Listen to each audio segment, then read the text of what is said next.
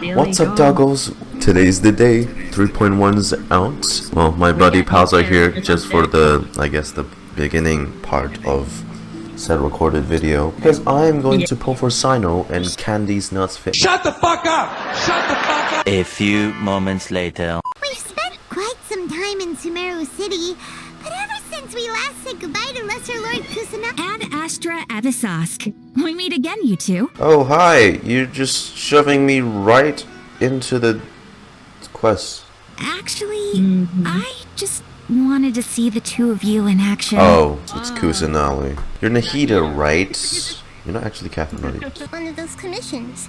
That kind of chance to observe humans doesn't come by often. Ah, so it's Nahida. I just knew Katheryne wouldn't crack those kinds of jokes. When did you get into her head? From when she said... Oh, At Astra Abyssosque? just anytime, anywhere. Are you done resting up, Nahida? Yes. I've been sleeping ever since we parted ways.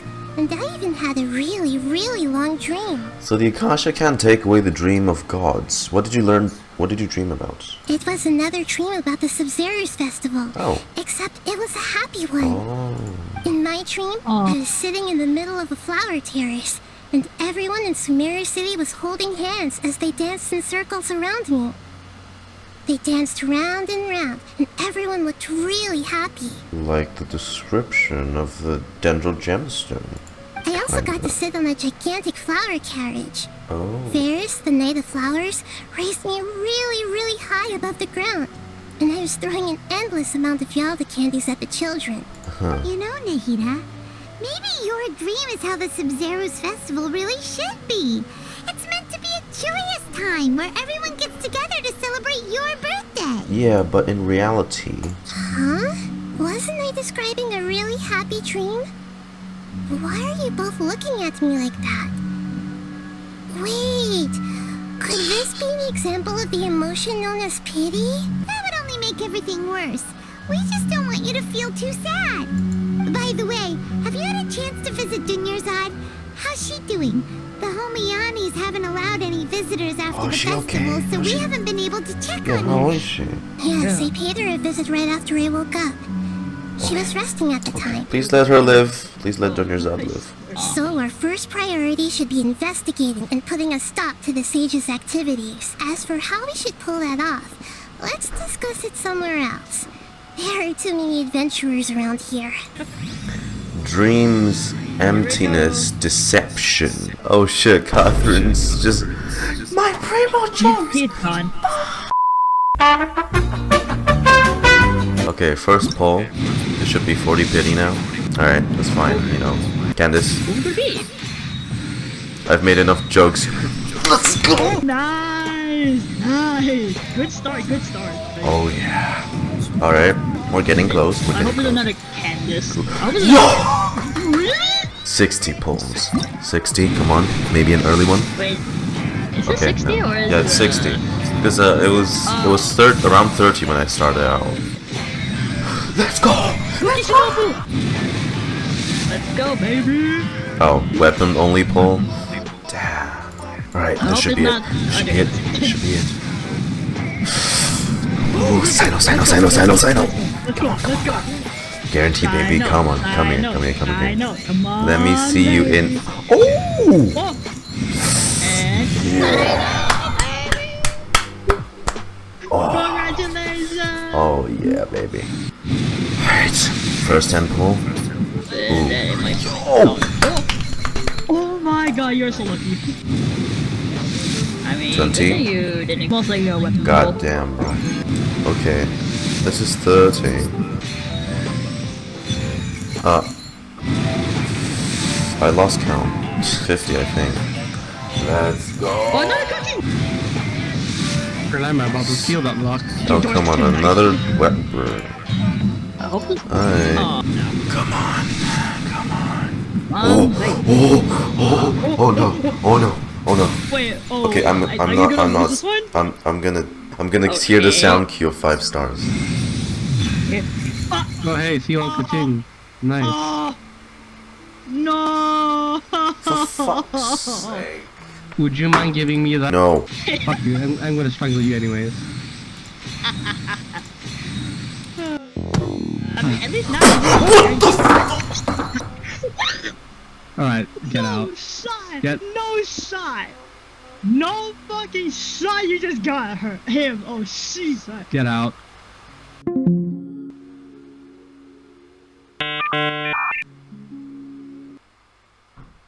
Okay, so do you have any ideas on how we can investigate the sages, Nahida? Nahida, you're super smart, so you already have something in mind, right?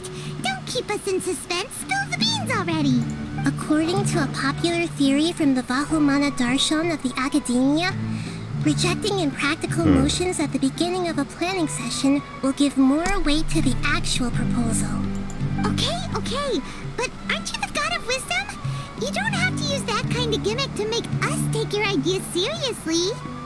Well, I've been thinking that if I can't directly possess the leaders, and if I can't get ordinary people involved, then I should find someone who's already involved, but hasn't decided to side with the sages. You're saying we should recruit a spy? That does sound like it could work. Who would be that candidate, though? Actually, I already have someone in mind. Do you still remember that female scholar named Setaria? Setaria? Setaria. Paimon remembers now. Isn't she the one who's always trailing behind the Grand Sage of the Academia? What, the dark-skinned, long hair with the crown? That lady? Are you sure? She was born in the desert and was hailed as their greatest genius. Her academic gifts allowed her special admission into the Academia, and also gave her the opportunity to serve as the sage's assistant. Really? Oh, Paimon didn't know she was from the desert. She must be pretty special then. Paimon feels like most of the desert dwellers around the city are working as mercenaries. The name Setaria means star. When she lived in the desert, she shone like the brightest star in the night sky. Later on, she was chosen by the sun. The star was given a place in the daytime sky to complement the sun's dazzling light. Soon after, the star witnessed the sun scorching the earth, which brought forth many disasters. The star began to waver. Instead of staying beside such a sun, wouldn't it be better to return and light up part of the night sky? Analogies. She couldn't give up the radiance of daytime. To cope with her shame, the star buried her guilt and closed her eyes. This is no longer just a metaphor. Those are Setaria's true thoughts, right? From the sound of it, Setaria's just hung up on the research opportunities here. But she doesn't really support the Academia. She still feels guilty about not doing more for the desert, right? She's just running away from her problems. Could she be from our village? Indeed. When they are presented with complex moral issues, many people will simply plug their ears and go with the flow until the problem can't be fixed anymore. She's suppressing a lot of guilt, but before she realized it, she had already become the sage's accomplice. She can't deny her part in their schemes anymore. Sounds exactly like the person we need. We must somehow make her face her problems again. That way, not only can we get useful intel from her, These shadows are but she can fast. also use it as an opportunity to redeem herself. Right. From my past observations, Setaria will take a day off from the Academia every 10 days to do some shopping in the city. And this is the what day? I'm not turning the clock like 5 times. Tomorrow afternoon just happens to be a shopping day for her. That'll be our chance. Okay, good. To prepare, let's go check out some of her favorite spots and have a quick chat with a few of the vendors there. The fortune teller. So should we ask the fortune teller about Setaria? No, I already have enough information on Setaria. The most important thing now is for you to pay attention to the vendor's talking style and key characteristics. Oh. Talking style and key characteristics? Are we gonna possess the vendors? My poor lost lambs. Have you become troubled over your fates? Sounds like...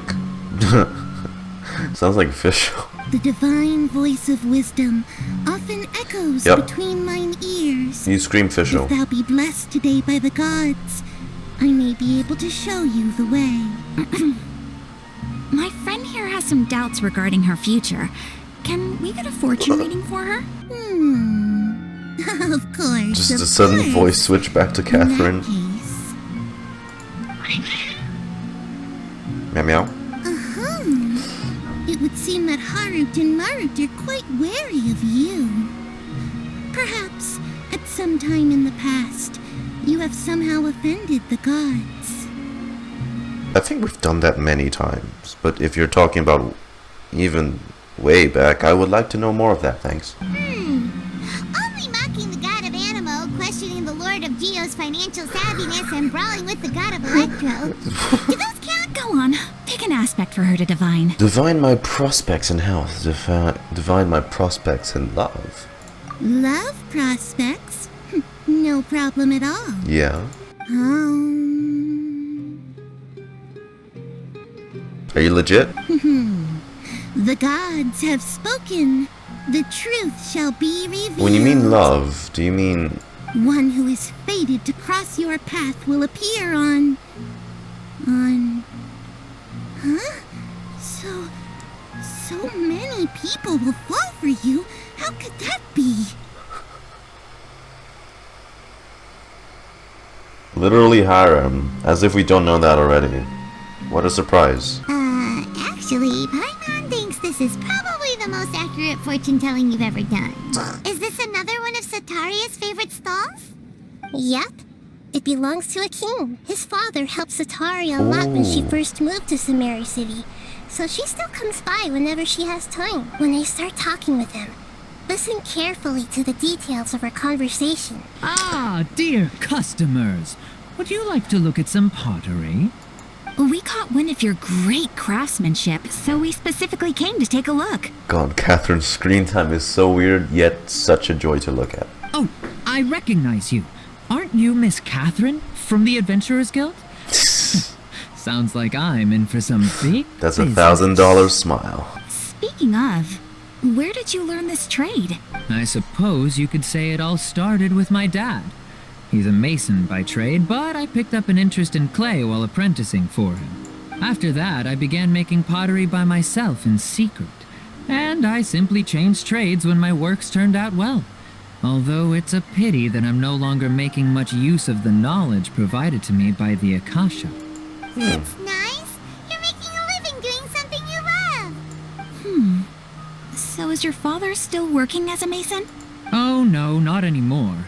A few years back, he fell from a roof and broke his leg. Oh, ow. Since he had already saved enough mora over all these years, he's just enjoying the retired life in Port Ormos nowadays. I see. We wish him peace and happiness in his retirement. This should be our final stop. Sataria is always thinking of this restaurant when she's working at the academia. So she always comes by whenever she's out in the city. Hey, I mean, this restaurant inside is stunning. Hi there. I feel like I've seen you down by the docks before. Huh? Sorry, I don't quite remember. If I recall, you were having a discussion with someone about shipbuilding at the time. Wait, this is the commission. Ah, that's right. That guy who's like I've always been really interested in feats of marine engineering. tavern hostess. After all, I grew up in Liyue Harbor and spent my entire childhood staring at the ships going in and out of the port. Yeah, this does sound like a Chinese I came to Sumeru name. to study, but failed to make it into the academia due to my lack of talent. That's fine. But I'm still discussing all kinds of problems with different scholars, and I'm continuing to study and perform research from the restaurant's basement. Good I'm sure determination. I'll get to the academia after their next round of exams. What an admirable spirit for learning. Amazing. So this restaurant has a basement as well? Huh. First I've heard of it. That's right. It's not usually open to patrons. Most of the time, employees use it for breaks or to hold private events. Oh, I see. Yes, that makes sense. Well, good luck with your studies, Miss Chishan. What's the point of all the information we've collected? Nahida, you still haven't told us how you're planning to make Sataria face her problems. Sataria is already used to avoiding her problems, so we must find a way to break through her usual sensibilities. I remember that you mentioned that the Eremites in Port Ormos are all making a fuss about the upcoming resurrection King of the Scarlet DESHRET'S. King. Although it's all just a boatload of nonsense, the fate of her homeland may turn out to be Sataria's soft spot. Well, we have to make her feel nostalgic. Although she knows she should return home to help the people of the desert, all she's done is conspire with the sages. If King Deshret was to criticize Sataria's actions, if King Deshret was to make demands of Sataria... Well, the Scarlet King is long gone, and Sataria is also too smart to fall for any simple tricks. If we simply engaged her under the guise of the Scarlet King's believers, she would definitely be wary of us, and we may not get anywhere.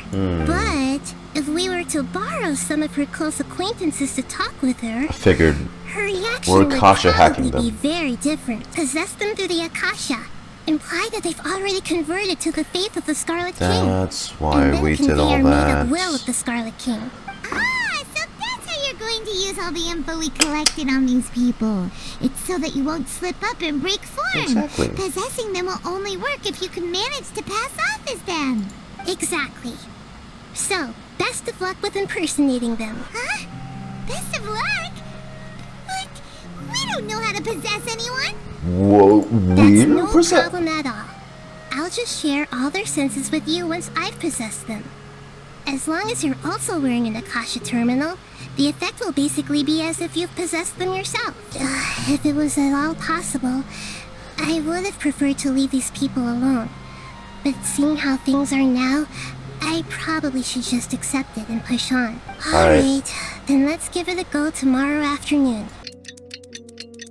Oh, here she comes! Sataria's here! Let's quietly follow her. Once she starts talking to her acquaintances, we'll find a safe spot to begin possessing them. Don't possess them mid-sentence, though. They'll be like, you know? That'll be weird. Oh, she's doing the artifact pose.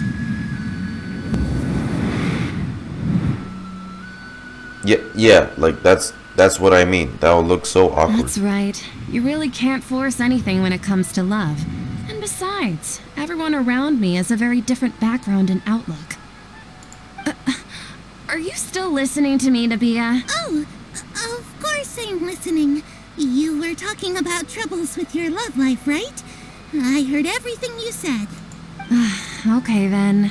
You just seemed a little distracted for a moment there. Possess them before she gets there. Strange. Your cats seem pretty worked up. Is something wrong? The scent is wrong, isn't it? I They always can thought feel they it. were quiet, happy kitties. Oh, what are their names again? Harut and Marut. That's right. They are just little darlings, aren't they? Harut and Marut. So, which fortune do you want me to read for you today? You must have come for another echo of the divine voice of wisdom. What the? I'd like to get another reading on my love prospects, but to be perfectly honest with you, I feel like I've been a real mess recently. A mess? Well, could you do a reading on how long it'll take me to finish my current project at work? I really just want to get it over with. God damn it, I Rylan. hear you. No problem at all. The gods will reveal the truth. Random bullshit, go! The gods are asking, Sataria, why haven't you gone home? Why haven't I gone home? Do the gods really know everything I've been thinking Hey, they're about? gods. Sataria, why don't you just go home? It's a demand now instead of a question. The gods seem to be truly upset. Don't push it too far, though. I'm sorry. I know I failed the gods. Please pass on my most sincere apologies and ask for their divine forgiveness. And, if I may ask, Dehya, is there a specific god who's speaking to you right now? What an inconsiderate and naive question. The god who is speaking to me is, of course, King the Deshret. wisest and mightiest of all, the Scarlet King. The Scarlet King? No wonder he would make such a demand of me. Oh, wait a second. The Scarlet King passed away a long time ago. Even though news of the Scarlet King's resurrection has been spreading like wildfire, it's all just a misinformation campaign from the academia. How can the Scarlet King still exist in real life? Huh? The Scarlet King's resurrection is a misinformation campaign. What insolence! I am the Scarlet King's most loyal believer. Do you wish to refute his voice of wisdom? Oh, no. As a child of the desert, I am only reveling in his power upon learning that his divine glory has touched even this city. Be impressed by my I acting. will think very carefully about his demand of me. I'm sorry. I must go now. Alright. Wait! No, now go possess the other guy. Possess the... Oh! Also, that is a very bad hiding spot. I just have to say.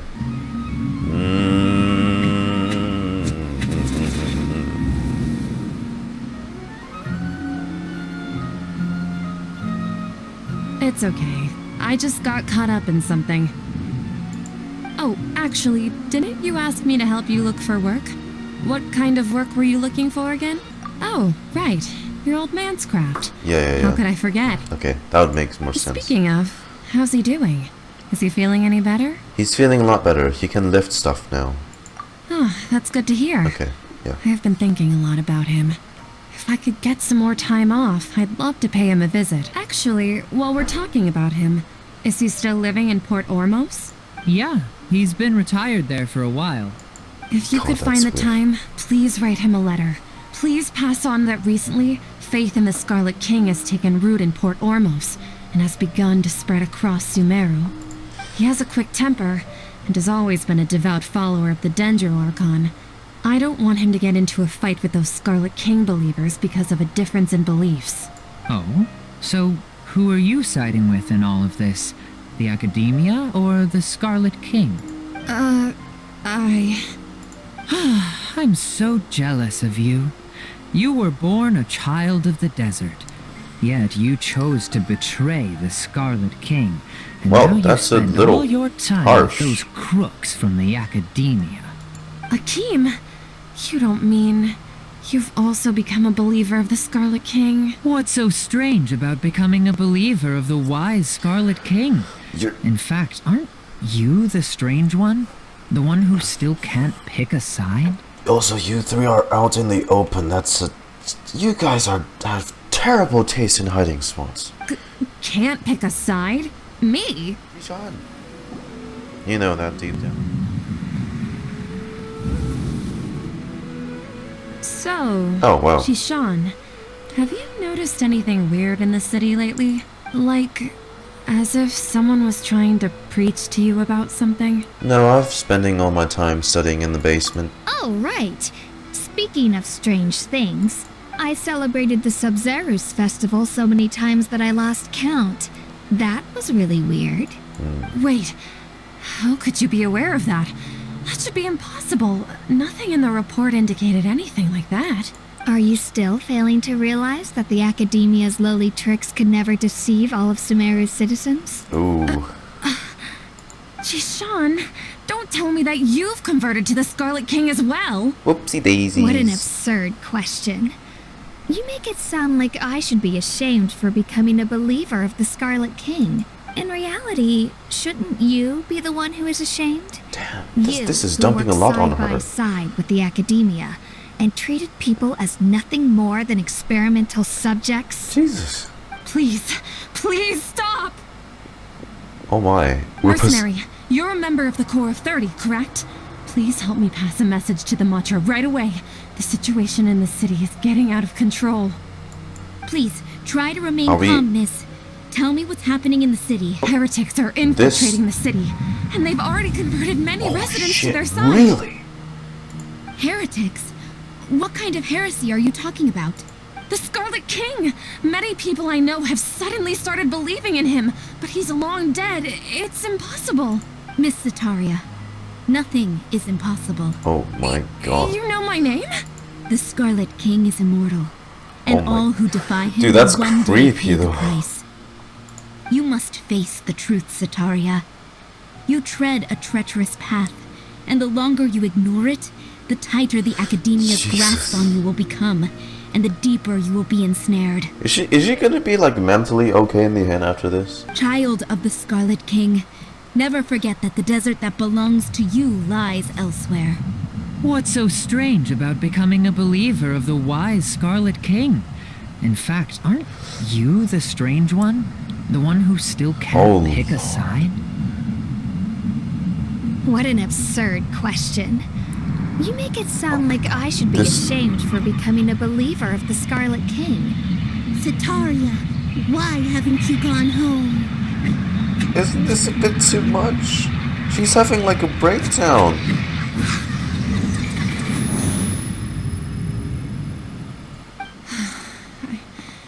It seems that no matter where I run, I only keep finding more believers of the Scarlet King.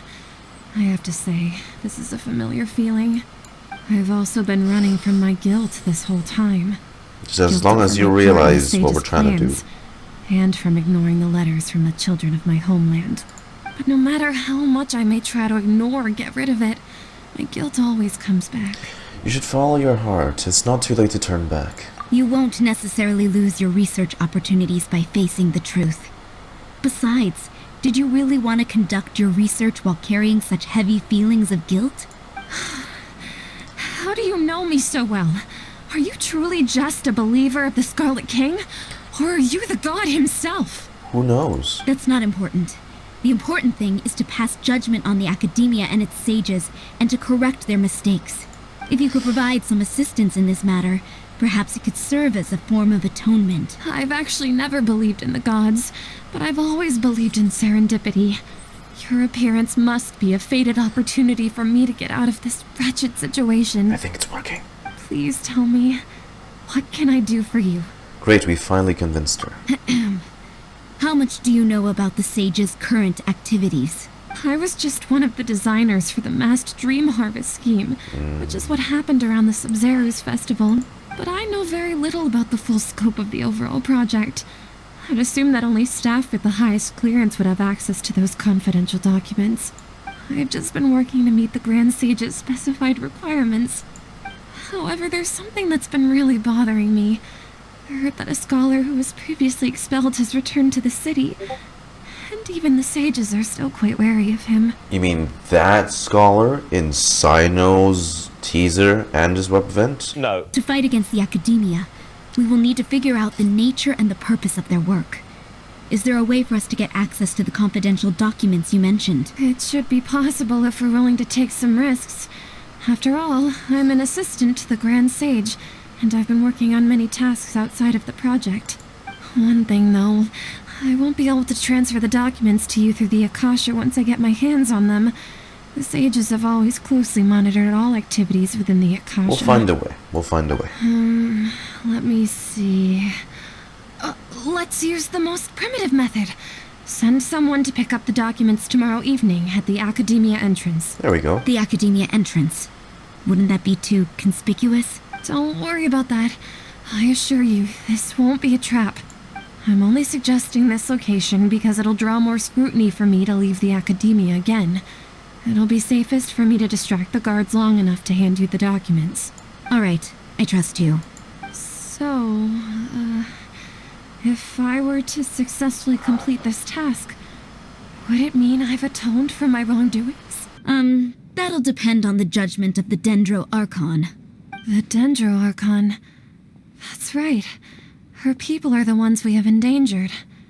As the god of wisdom, she's also the one responsible for judging and guiding the scholars. Maybe it's time for me to find a god to believe in. Just as Nahida predicted, we've managed to bring Sataria to our side. The Traveler's execution was ingenious. She's the one who deserves all the praise. Well, now that we've made plans to meet again tomorrow evening, all we can do is pray for Sataria's mission to go off without a hitch.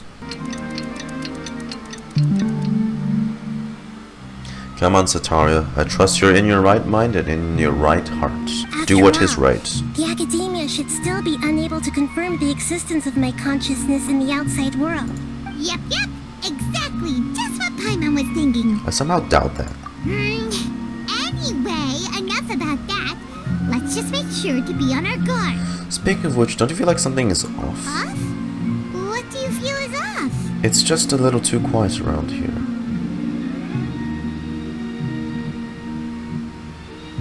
Maybe it's because someone's hijacked the system and drawn all of them to the entrance of the academia. Dottore. It's the middle of the night. Of course it's quiet. Oh no, You're no. not paranoid, are you? All those NPCs should still be No, there. I think she's right. It really is a lot quieter than usual. If you look around, there seems to be fewer people on the streets. Fewer? There's nobody. I'm not sure if this is the case for the entire city, though. Dottore, what the fuck are you doing? Maybe it's just a coincidence. Maybe Sataria figured out a way to not only distract the guards, No, I but think also to Dottore get knows what we're up everyone to. go to sleep early, just so we can exchange the documents in peace. Or it just so happens Dottore's plan is conflicting with us right now. You're already here, huh? Regardless, Fucker. as long as you're here with us, Paimon feels a little safer. All the researchers that are usually here.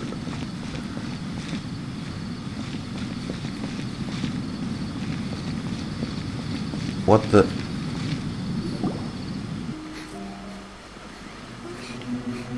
Oh, fuck.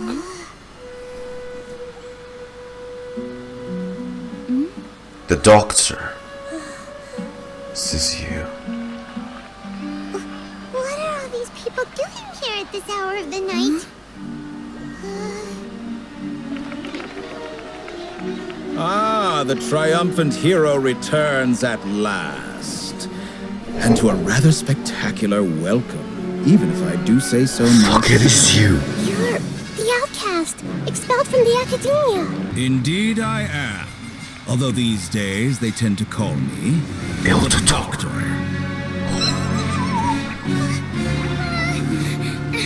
If you're looking for your researcher friend, she has already been taken into confinement. Oh no! Basic caution, she could have discovered the listening device on her person. Clearly, she lacks the degree of rigor expected. Fuck, she was bugged. They've all been hijacked. What have you done to them? I simply made some minor adjustments to their Akasha terminals. Now they can deposit information directly into the subconscious. As you can see, all these lovely people now believe this traveler is a hero who has just saved the world. My experiment is a success. And now it seems they can no longer hold back their sheer adoration. No, what should we do? These are all just regular people. Leave now. You need to get out of here. But that guy's a Fatui Harbinger. We can't just leave you here. Nor can I abandon the people of Sumeru.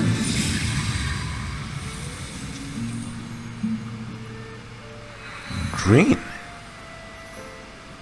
Oh, she made them sleep. But isn't this revealing that...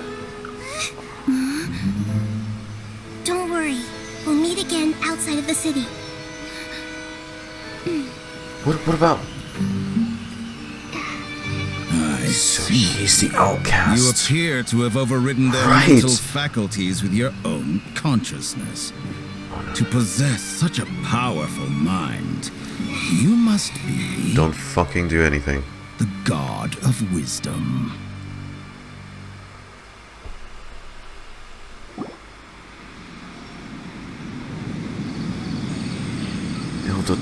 Yeah, he was... That should be far enough.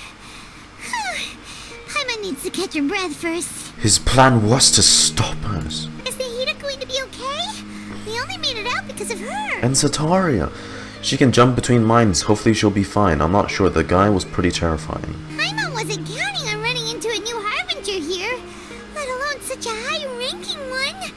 That guy was And it won't be the only Harbinger we meet. He called himself the Doctor. Dottore. Remember, Tighnari told us about him. Sataria did say that someone who once got expelled from the academia came back recently, and that even the sages are wary of him. Yep, sounds like she must have been talking about the Doctor. You underestimated the scale of this problem. You underestimated the number of parties involved. Yeah, now that the Doctor's in the picture, we're no longer just dealing with the academia.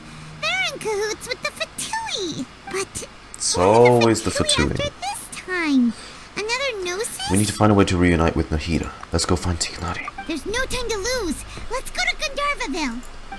Oh no, please don't bring Kale into this. I just hope she doesn't remember who the doctor is. Hold it right there. Tashfin. A blonde-haired traveler and a floating fairy. We've got you, all right. Take a look around. Oh, for God's sake. You've fallen right into our trap. We are an elite brigade that commands the highest commission rate in all of Sumeru. We are here on the orders of a client known only as the Outcast.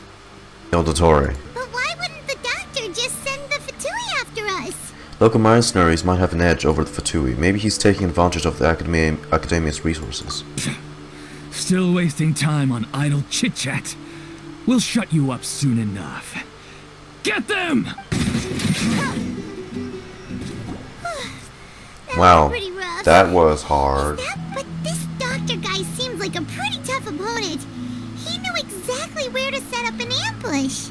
Did he predict that we would try to find Tighnari? Just how much did he plan out? I swear to God, if Gandharvaville is like hijacked as well. Oh no, not her. Not her. Why does it have to be Kala? It's the traveler in Paimon. What are you two doing back here? Kale! It's nice to see you again. Are you doing alright? To be honest, I'm not doing too well. My LSR has been progressing at a faster rate lately. I'm finding it harder to complete more intricate tasks. As a result, Master Tighnari is taking me off the patrol schedule. He will only allow me to stay here and coordinate other people's tasks. Oh, Kale! Oh, Master Tighnari? You just left the Avidia Forest a little while ago. Okay, we'll go there then. DI. Don't say any more. He left? But isn't Tighnari always saying that he never wants to leave the Avidia Forest? He even turned down the Sage's invitation. Or maybe this is Dottore doing I thought again. it was weird too. Master Tighnari always prioritizes his work as a forest watcher above everything. He almost never leaves his post. It's Dottore. He left in a hurry this It's time, him. though. Oh, we don't have a lot of time, so let's go look for him at Party's DI. Please take care of yourself, Kale. Don't push yourself too hard, Kale.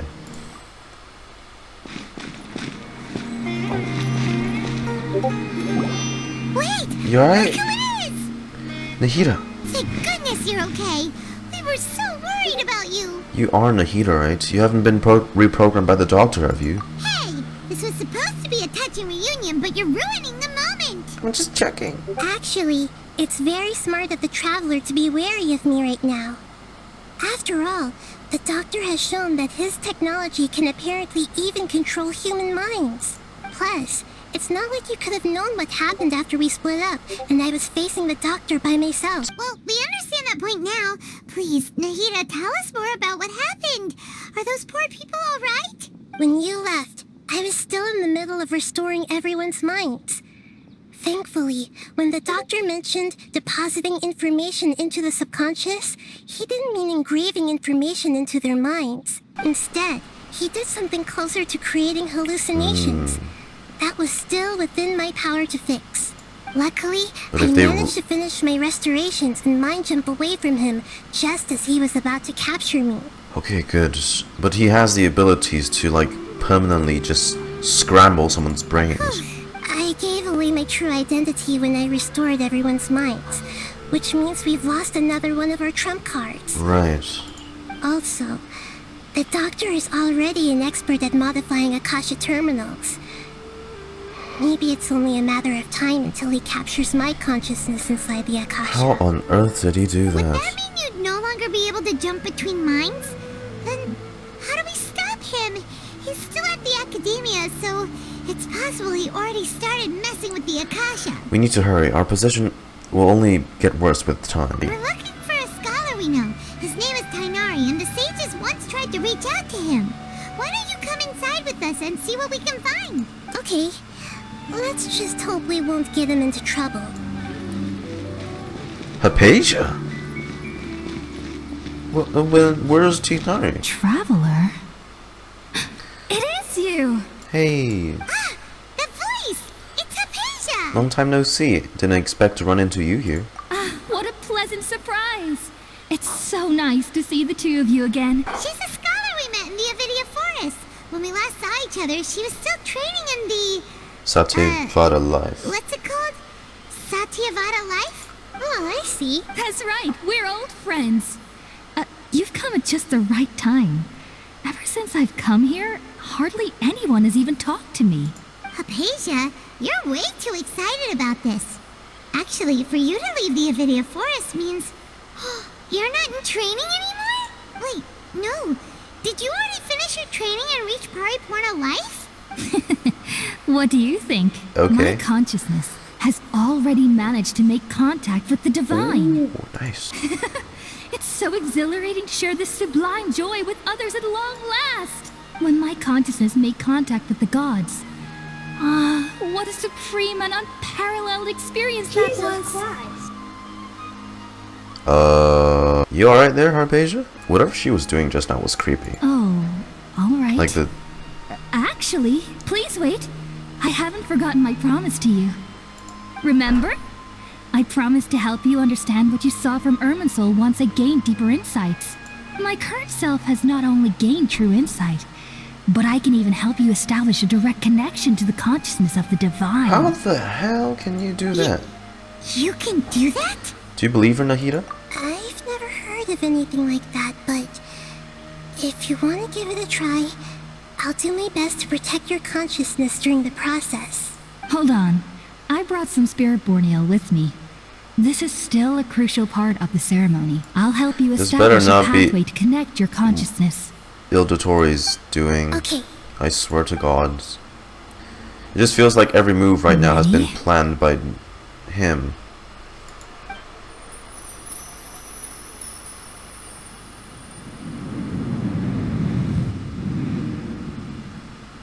Loading screen. It took 3 betrayals for me to finally understand. The world is just an elaborate tapestry of lies. Scaramouche? My fury will never be quelled. Wait. The first to betray me was a god. My creator. My mother. Valuing strength above all, she saw no worth in me and I was discarded. This is not the vision we were second promised. Was a human. Oh. My family. My Wait, that tint. Consumed by fear. Was that he saw the me as an Kaithryne? abomination. The Kaithryne family. The third was one exactly like me.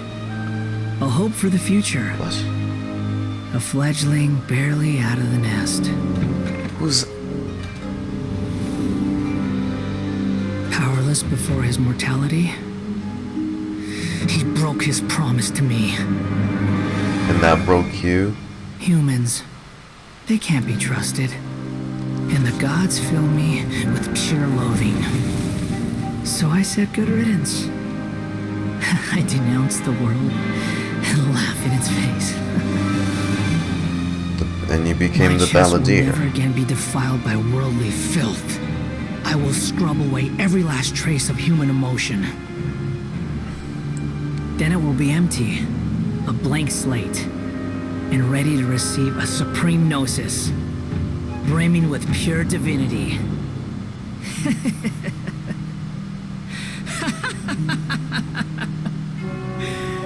There is no need to fear. The pain will be brief. What? Your era is coming to an end. Why is this the vision we're seeing? What? What was that? This is neither the Greater Lord's consciousness nor the King DESHRET'S consciousness. Scaramouche's consciousness. Did we actually just see the Balladier's memories? Everything matches what we know about him. But how is he connected to the divine consciousness that Hypatia was talking about? Right, and he has the electro-gnosis, not like he has the dendro-gnosis. You saw it, right? You felt it, right? Such a majestic god! Such a noble will! Oh no. Such sublime emotion! No. Hypatia, wake the fuck up, please, right now. Alas, shame. If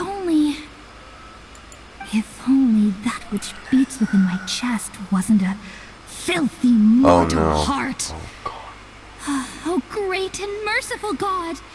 Please grant me forgiveness and salvation! Do you understand now?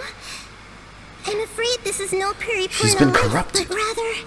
Wake up, Hypatia. You! Why are you so mean to me? Why is everyone hiding from me? I found divine wisdom. That is not divine wisdom, Shouldn't I ma'am. receive praise and honor? Stop. Haven't I uncovered that light in the darkness? No, that is nowhere near. Hypatia? Ma'am, please wake up, wake up, wake up, That's wake up. how I always thought everything should be. Wait. This is not it. This is not Have it. I already lost my mind?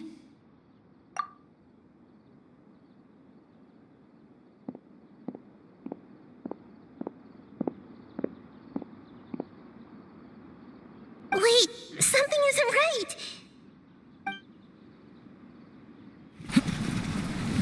Oh, shit.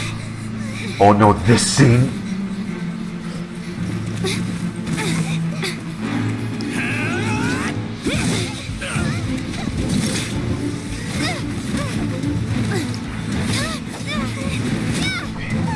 Did Dottore's... Fuck. They sent them after us.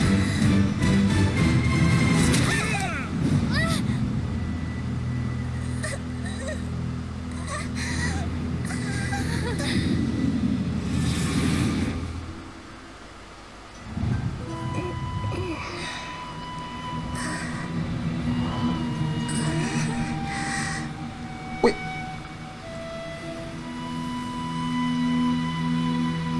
The Sanctuary of Sarastana.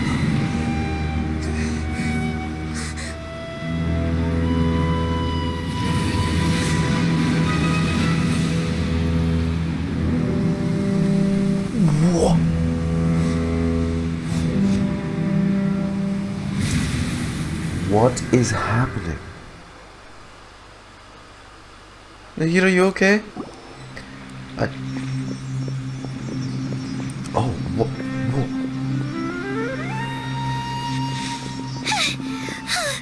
Okay, we finally lost him. Wait, Nahida was possessing us. Are you okay, Nahida? Wait, no. Oh shit, Something feels yes. different. You're back. Oh, the Traveler's back? Tighnari, you're fine? You haven't gone cuckoo? I mean, you're a playable character, so thank God. Nahida was controlling your body for a while. It seemed like she jumped over to you as an emergency measure right before the Katheryne puppet was destroyed. Destroyed? After that, Tighnari heard the commotion and came over. He helped us defeat the mercenaries and then he ran with us all the way here. This time she didn't just transfer her mind into my body, our minds swapped places. What? Owie. You swapped places? You mean your consciousness also went into Nahida's body? Wait, then where is Nahida's consciousness? Where is she now? I never imagined that an individual's consciousness could be transferred around like this. Had I not seen it with my own eyes, I would have never believed it. Well, it's an Archon's power. This can be achieved with current human technology. Also, while we were running, the consciousness in your body told me to pass on a message. She said, "The doctor has found a way to trap my consciousness, so I can't journey with you anymore. But even in a moonless night, a shower of starlight can still drown out illusions and lies." Even analogies at a time like this. Nahida's trapped in the sanctuary of Sarastana for good this time. Right. And what's the vision with Scaramouche? What does that mean? Is he close? It's in a code that only we know. We can't let the doctor figure out what we're up to. Oh, that makes sense. Since the doctor captured her, she won't be able to say anything without him knowing. She's being extra careful. Even in a moonless night, a shower of starlight can still drown out illusions and lies. Huh. Paimon knows the moon illusions and lies are from that alchemical divination at the Sub-Zero's festival. Right, that guy. Didn't Nahida use a starlight analogy before? It had something to do with Sataria. The moon refers to Nahida herself. The starlight refers to the people of the desert. Illusions and lies refer to the Academia's plans. Oh, that makes a lot of sense. Huh. Do you think Nahida Nahida was telling us to go find help in the desert? You said Sanctuary of Surasthana. Does this mean that this Nahida you're talking about, oh well, the consciousness that was occupying the traveler's body, is the Dendro Archon? Yeah. Your guess is correct, but the situation's a bit complicated, so Gotta it's get really going. hard for us to Chop, explain right Let's now. go. That's all right. A scholar's curiosity doesn't need to be appeased right away. As for the complicated nature of the situation, safe to say I have witnessed that for myself. I've spent some time with you, and it looks like the Dendro Archon's also on your side, so I trust you. Thank you, Tighnari. Oh, actually, Good to have someone on our side. Question. What do you know about the project that the sages have been working on? Ah, that. While I was indeed invited to join that project, the sages were always secretive about its scope and goals, so I eventually declined. All I know is that that project has something to do with the restoration of Irminsul. I think I know what that project is about. I just received some new intel. Huh? Did you see something when you were in Nahida's body? The Academia is turning the Balladeer into a god. They have Scaramouche stashed. They just had him stashed away in a gigamech somewhere. Do you have any evidence? I saw a nascent god under construction. Hypatia also showed us a so-called divine consciousness. But all you'll create is another Electro Archon. So that's what happened. That explains why Hypatia's symptoms were different from those of the other scholars who went mad. It's because she made contact with the consciousness of a new god who is still in the process of being born. Tighnari, did you leave the Avidia Forest because of Hypatia? I did. I noticed Hypatia's mental anomalies, but since her symptoms were rather atypical, I secretly took her to Pardes Dei and began searching for a way to return her to her normal state. Which is when things de-escalated. Now that you mention it, I knew the Academia has never thought particularly highly of Lesser Lord Kusanali, but I still didn't expect them to do something as arrogant as creating a new god. Looks like I made the right decision by not accepting their invitation. The Fatui is also behind this. The Fatui may have fanned the flames. The Doctor and the Balladeer. We have 2 Fatui Harbingers in Sumeru. Oh, you don't say. Sounds like we're in for a bad time. But then... So we gotta hurry. What is the connection between creating a new god and restoring Irminsul? Let's head to the desert for now. We must stop them no matter what. If you're planning to go into the desert, start by heading for Caravan Rabat. That'll be your fastest route. Alright. Come find me here if there's anything else I can do to help. May the spirit of wisdom go with you. Thank you. Thanks, Tighnari. Hopefully Hypatia will feel better soon. We're off then.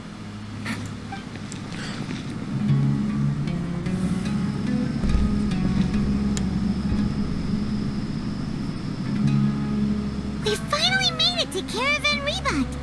It's pretty lively here. Yeah. So, just past this wall is the desert, huh? Oh, wow. Paimon remembers hearing people call this the wall that's of the wall of Samiel. Samiel? It's made to block sandstorms from the outside. I thought it would be like one of those energy barriers. It's gotta be the divine work of Greater Lord Rukkhadevata, right? It is indeed quite impressive, truly awe-inspiring. Dehya? Oh. Enough gawking. Come on, follow me. Huh? Alhaitham. Alhaitham, where did he come from? Over here. Oh, he knows what's up. He knows what's up. You know what's happening, right? Oh, shit. Are they out hunting for us too? What the? Where did she go? Yes, they are. How did we lose them? They were just here a second ago. Are they also sent by... mercenaries? Who are they working for this time? Anyway, Traveler, it seems like we were being followed again. You were too careless. You should have noticed those hopeless amateurs trailing you a long time ago. Thanks, Alhaitham. We couldn't have shaken them without you. There's no need to thank me. I've never cared to keep track of personal favors. Last time we met at Port Ormos, didn't you say you were going back to the Academia? Wait, don't tell Paimon that you're here to take us back on their orders. Oh, so you've already landed yourselves on the Academia's hit list. I can't say that I didn't expect it. However, had I wished to turn you over to the Academia, don't you think you'd already be the Eremites' honored guests by now? Yeah. Oh, right. You do have a point. Did you participate in the Sage's big project? I have no interest in running errands for that project. As a scholar, I've always belonged to the camp that promotes researcher autonomy. And these days, you're more fascinating than anything the Sages can offer. So you were actually looking for me? Not quite. To tell you the truth, I'm still investigating the Divine Knowledge Capsule. Unfortunately, I've run into some difficulties. I mean, shit, I hope you still have it. Everyone says the capsule originated in the desert and was eventually moved to Port Ormos. If I am to get to the bottom of this, I must understand how the capsule first came to be. Which brings me back to you, and why you're so interesting. Oh, thank you. The leader of Ainul Ahmar used the Divine Knowledge Capsule right in front of you. And upon seeing him, your expression became perplexed, and you were lost in thought for quite some time. To have that kind of reaction, I think you must have realized something. Are you interested at all in sharing what you've been hiding from me? Oh, you're hiding the capsule from us. It must have been because I was so shocked to hear those words again, world forget me. Alhaitham, you really have a ridiculous eye for detail. What kind of person even notices or remembers stuff like that? This situation is a little complicated. I can't share what I know just yet. So that's your answer. Well, I do work for the Academia after all. So considering that, it is indeed wise to keep your cards close to your chest. But that does prove you do have some undisclosed information about the Divine Knowledge Capsule. Am I right? ... No matter. Rather than simply learning the answers from you, I'd still prefer to investigate on my own. Speaking of, you two are also headed to the desert? Yeah. That's right! We have the same plan as you! But we don't really have any concrete goals at the moment. Then I'd suggest starting with Aru Village. It's the largest settlement in the desert, so it'll probably have more resources and intel than anywhere else. Well, would you like to head there together? Sounds good. Let's head there together then. It's always better to travel with someone you know. Let's go!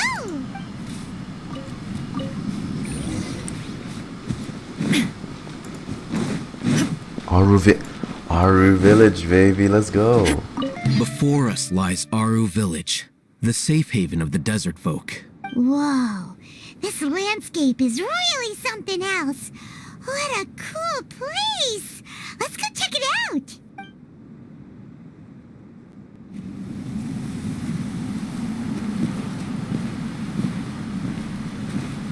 Cyno? Cyno Nation?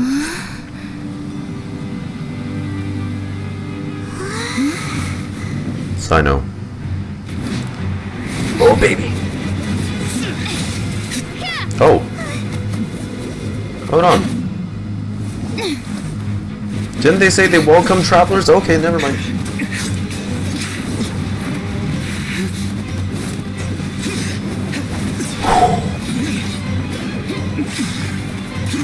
Also, interesting, just one shower thought.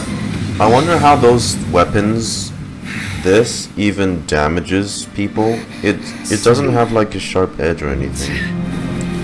Oh, they know each other. Was that just like a friendly duel? Unless my memory fails me, we have barely spoken 2 words to each other before now at the Academia. Would you care to enlighten me as to when and how I invited the General Mahamatra's wrath? Alhaitham, do not think you can escape my judgment just because you managed to escape my attack. Shit. Judgment? So that's how you'd characterize your actions here, is it? Or would elimination perhaps be a more accurate description? Had I used my full strength, not even this traveler would have been His able to VA stop me. is so good. Though styled like an assassination, I sought only to ensure that my target would be unable to flee or resist. Standard practice. Dang, is this how they welcome people to our village, bro? What about normal NPCs, man? They would have been bodied by now. Who is that, Alhaitham? That is Cyno. Did you call him General Mahamatra? Yes. General Mahamatra Cyno, head of all the Matra at the Academia. He's a formidable hunter, and the ultimate nightmare for any who have committed academic crimes. You seem to have placed a lot of trust in Alhaitham, to the point of blocking an attack for him. If I were you, I'd never choose to side with him. Yeah? I wouldn't believe a single word that comes out of his mouth. I have been pursuing this scribe for a long time. I urge you, stand back and do not seek to defend him any longer. Otherwise, there will be consequences. I don't trust him as much as you seem to think, but that doesn't mean I'm going to stand by and do nothing. Has Alhaitham done something wrong? Paimon doesn't think he's as bad as you've made him out to be. I won't waste my breath explaining things. Alhaitham, I saw it during our fight. Take it out. The divine knowledge capsule you're hiding on your person. Unless you want me to retrieve it for myself. Very perceptive of you. Nothing escapes Amatra's senses. Thanks for hiding that from us, by the way. Wait, the divine knowledge capsule? Didn't it fall into the Matra's hands in Port Ormos? So you did lie to us. No wonder you speak with such confidence, Cyno. But I must admit, I'm very curious. What does this capsule mean to you? And why, as General Mahamatra of the Academia, are you all alone in the desert? As far as I'm aware, He's the always other alone, Matra have been speculating about your disappearance. Have you been given a mission that's, let's say, morally dubious? If I was the real target of your mission, what was stopping you from simply using your authority and resources to judge me within the walls of the Academia? Is it a mission from these sages? I should have known you'd be difficult to deal with. You two? Ugh. What you would do, Traveler? Paimon feels like we can't trust either of them. Well, look at you two, acting all tough and self-righteous over there. Great! Finally, someone that we can trust! You gotta help us out here, otherwise these two are gonna start fighting again! Yeah, sure looks that way. Two giants from the Academia duking it out once and for all. Not something you get to see every day, that's for sure. Listen, I know you academic types love to fill up your big brains with self-righteous morality and lord your empty rules and virtues over each other. But how dare you bring your petty disputes into the safe haven of Aru Village? Right. It seems like someone's gonna have to beat some sense into your thick skulls until you finally learn to respect these grounds. Neither of them can afford to be distracted by Dehya. They're still looking for an opportunity to attack. Hey, did either of you hear a word I just said? Dang, the wind's getting a cameo. Whoa, what's going on? The wind's so strong. Is this a sandstorm? They gave the wind their own dialogue box. What's up with these recently? Candace! Hey! All of you, over here, quickly! We have to take cover! Someone's calling for us! Oh, this wind is too strong! Let's get over there! That sounded like Candace. Come on, you two. Jeez, are all of you Academia folks such hard work? Move it! All right, stop yelling.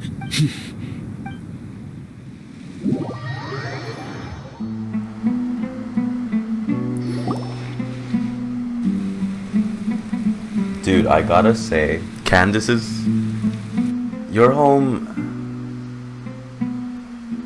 What type of plant is that? That just looks like metal fans stuck on a stick.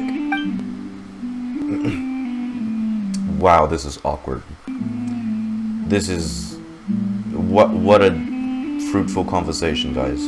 Well, this is pretty awkward. Hey, wanna play sardines with three people who wanna tear each other limb from limb? Sure, why not? Sounds fun.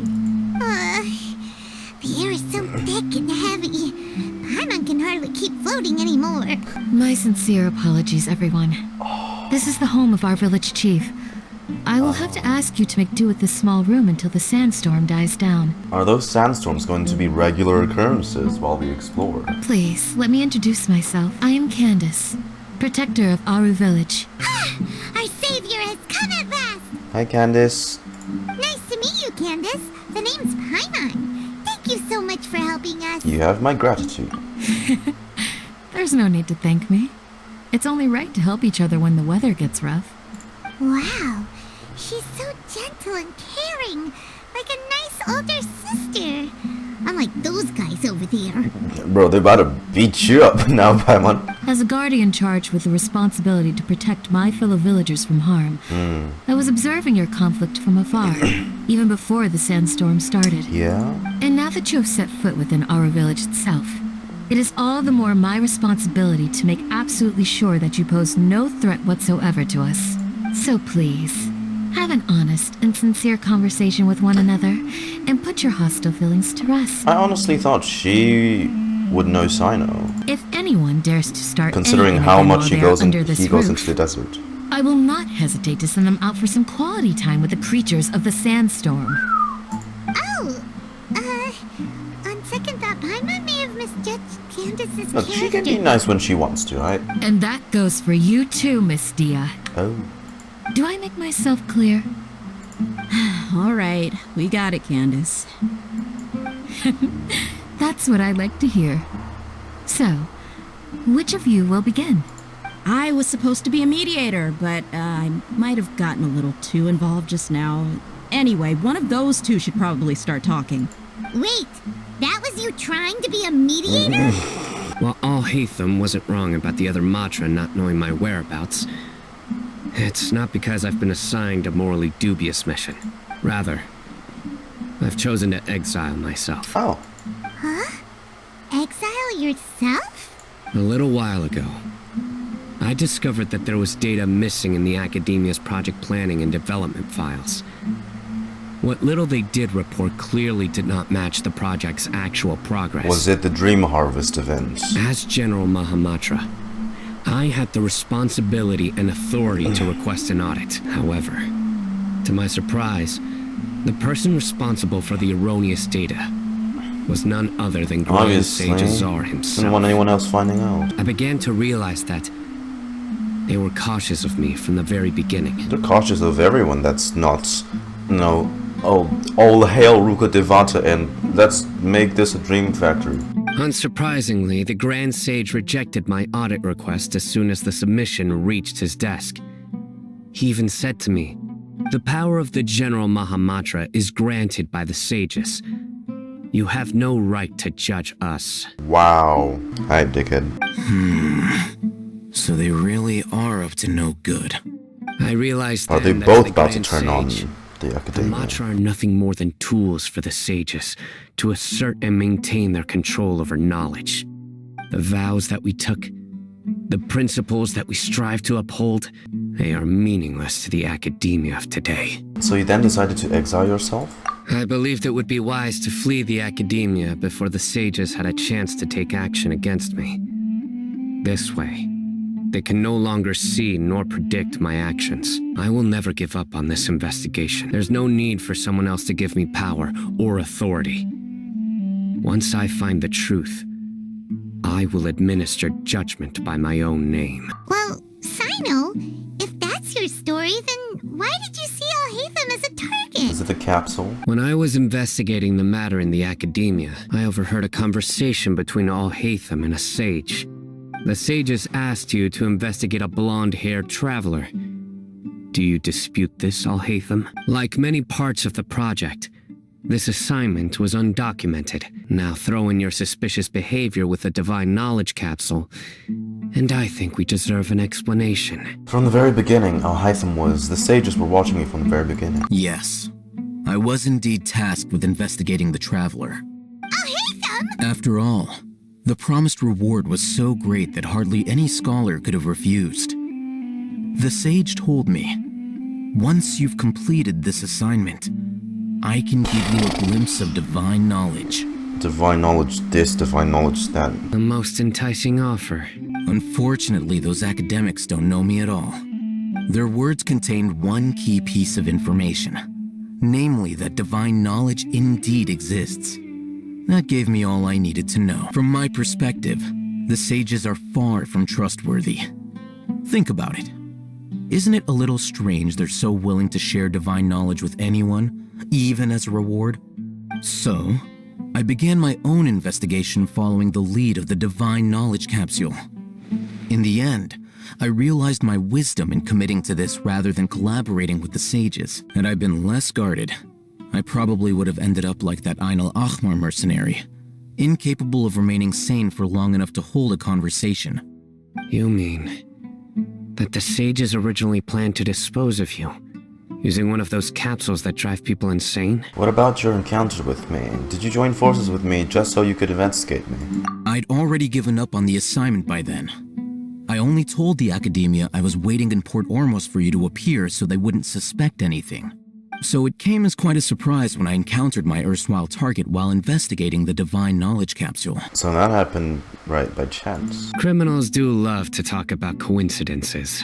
Even though I ran into the Traveler by chance, I had no intention of providing assistance to the Academia.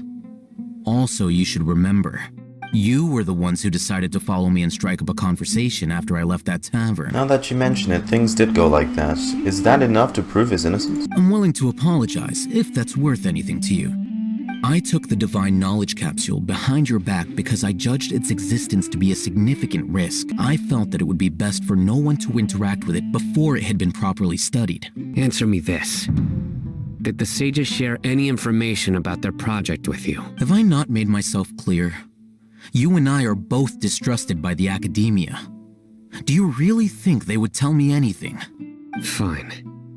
Although you haven't completely proven your innocence, I won't regard you as an enemy, for now. As you wish. Jeez, these guys are gonna get along splendidly. My situation is pretty straightforward. My employer, Dunyarzad of the Homayani family, is friends with the Traveler and is currently recovering from her illness at home. I had nothing going on, so I decided to return to Aru Village for a visit. I was actually looking forward to a pretty exciting time getting back together with everyone here. When we showed up. But then I saw these two random guys in the middle of a pointless argument. It ticked me off, and things went downhill from there. Is that all? Well, I will admit that definitely sounds like your style. In that case, welcome back, Dehya. That's more like it. I missed you all so much, Candace. Nice. What the f... I'll take a quick trip outside to clear out some of those creatures in the sandstorm. Wow, look at this place, though. Oh, you see that giga boy in the distance. Oh, Candace, you're still fighting? You've been out here dealing with these creatures the entire time? Yes. They just keep coming in waves. I've lost count of how many I've defeated. Before I realized it, even the sandstorm had stopped. Not only is she really strong, her stamina is also something else. What we fought just now was probably the aftermath of the sandstorm. So we should be safe for the time being. Why does sandstorm attract rift hounds? Well fought, everyone. No injuries, I hope. Oh, who this? Is it the chief? I am the chief of Aru Village. Uncle Anpu. Everyone usually calls me Uncle Anpu. It's a pleasure to meet you. Sorry for all the trouble. Sir, I am also originally from the desert, but I have not been back for some time now. May I ask if such sandstorms are common? I can't say they've always been common, but recently the storms have become increasingly severe.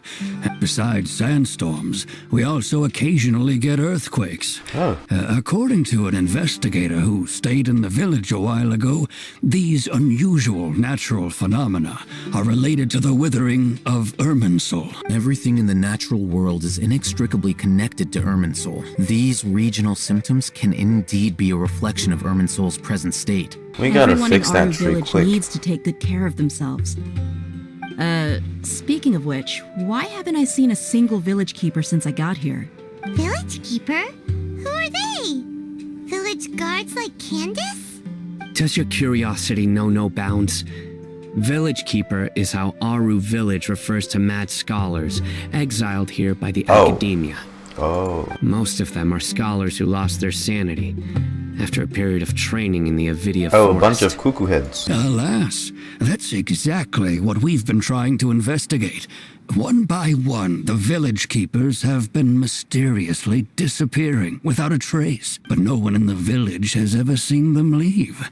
If you're planning to stay around the village for the next few days, I'd appreciate it if you could keep an eye out for them. I've had encounters with those people in the past. I'll see what I can do to help. The Matra are the ones responsible for their exile. Now that you're no longer with them, are you trying to alleviate your guilt and atone for your past sins? I'm fascinated by how you think. Jesus. I feel like some of them probably aren't like even crazy at all and haven't lost their way.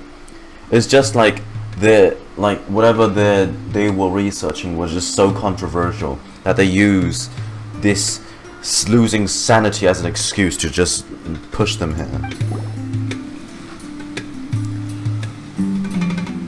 Although I've sent myself into exile, I'm still doing essentially the same things as before. Do you still have any questions for me before we start our investigation? Why do they refer to the mad scholars as village keepers? One of my former subordinates told me that this title has its origins in a strange incident. The Academia has long exiled mad scholars to Aru village. A mysterious phenomenon exists here. When mad scholars first arrive, they are as incoherent and deranged as before. But after spending some time here, they invariably begin to calm down. Initially, the people of Aru village greatly resented having to take in the mad scholars. But a strange incident one night changed that. Aru village was struck by the strongest earthquake in living memory, seeing buildings on the verge of collapse all around him. The then chief of the village was preparing to take everyone to safety. Suddenly, he noticed a mad scholar crouching in a corner, caressing the ground with his hands. A soft, green light radiated from him, like a divine glow against the backdrop of night.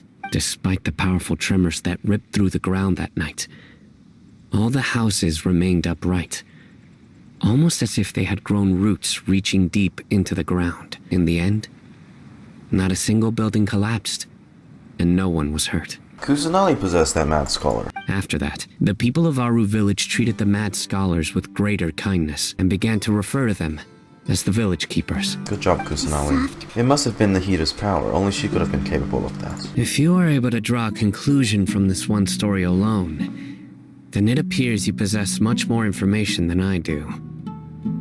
So, what do you make of the story? The mad scholar's power likely came from Lesser Lord Kusanali. Lesser Lord Kusanali was actually the one who protected the village. Really? Lesser Lord Kusanali. What? You don't believe us? Lesser Lord Kusanali was definitely using the Akasha to give her power to the mad scholars! No, it's not so much that I don't believe you. I'm just struck by your reasoning. Lesser Lord Kusanali, the current Dendro Archon, is she really active in Sumeru? The Academia has always placed far greater importance on the late Greater Lord Rukkhadevata. They've more or less ignored Lesser Lord Kusanali, and I've never had any reason to doubt their views. In addition, I've never heard any stories about Lesser Lord Kusanali and her deeds. To me, she might as well have been a god that never existed. No way! Nahida definitely exists! She's a... how should Paimon put it? She's a good Archon who's kind and wise, even if she says weird stuff sometimes. Like the Duke. To think, our Archon has been amongst us this entire time. Alright, now it's our turn to put our skills to good use for this investigation. You betcha. Excuse me, are you here to help me find my grandpa? Huh? Who are you? By the sounds of it, a resident of this village. My name is Isak. You'll help me find my grandpa, right? Yeah? Is your grandpa a mad scholar? Hey, don't say that. Grandpa is just Grandpa. Why do you have to call him that?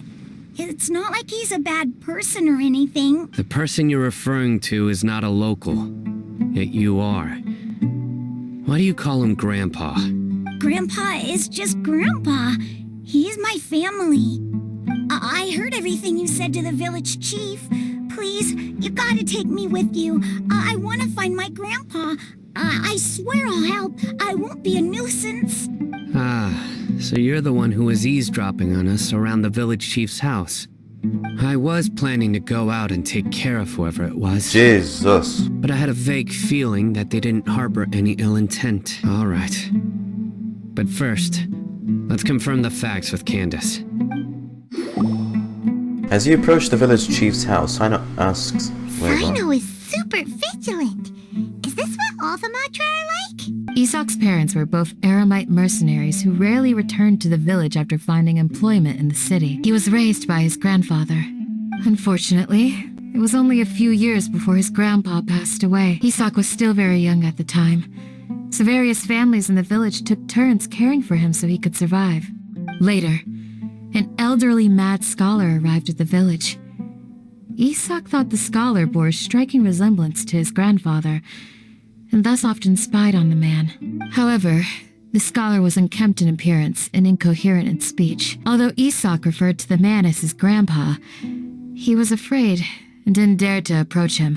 One summer night, the oft-mumbling and bumbling grandpa suddenly calmed down and seemed to become more lucid. He even noticed Isak hiding in the distance. So Grandpa walked up to Isak and patted him on the head. He even took Isak to the entrance of the village, where he patiently taught the boy the names of the stars, and accompanied Isak until he fell asleep.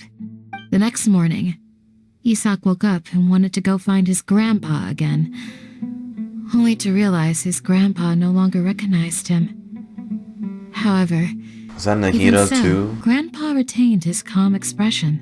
It's said that those who saw the scholar claimed he no longer appeared to be crazy, but appeared to be living in his own world, almost as if he were sleepwalking. Isak was thrilled that his grandpa was able to find peace, and would follow him all the time, asking him things like, "Grandpa, want me to take you somewhere fun?" Or, "Grandpa, could you tell me stories about the stars again?" All this somehow just makes Paimon feel really sad. It seems like they both deserve so much better.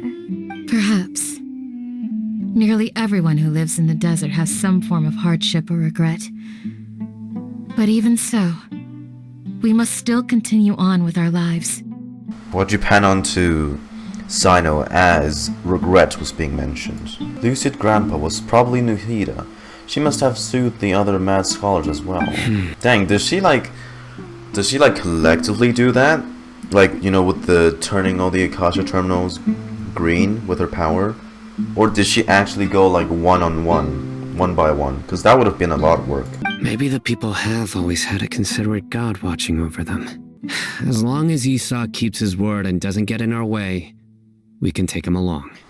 Hey, Isak! Oh, it's you guys! We've cleared everything up. Let's go find your grandpa. Really? Wow! Thank you so much! Alright. Let's ask the local residents some questions first. Oh!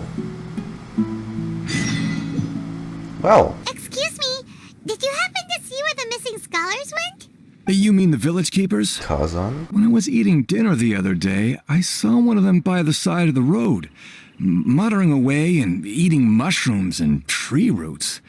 They shouldn't go around eating that kind of stuff. Anything else? No, I think that's all I have to tell you. Sorry. Bye. The scholars that have gone missing. Have you seen them? Those eyes. Those fierce eyes. You look like a real fighter. Don't change the subject. Right. You were asking about the mad scholars. Okay, she's in love. I think it's been a few days since I last saw them. That manliness. I go to bed pretty early, so I'm not too familiar with what goes on at night.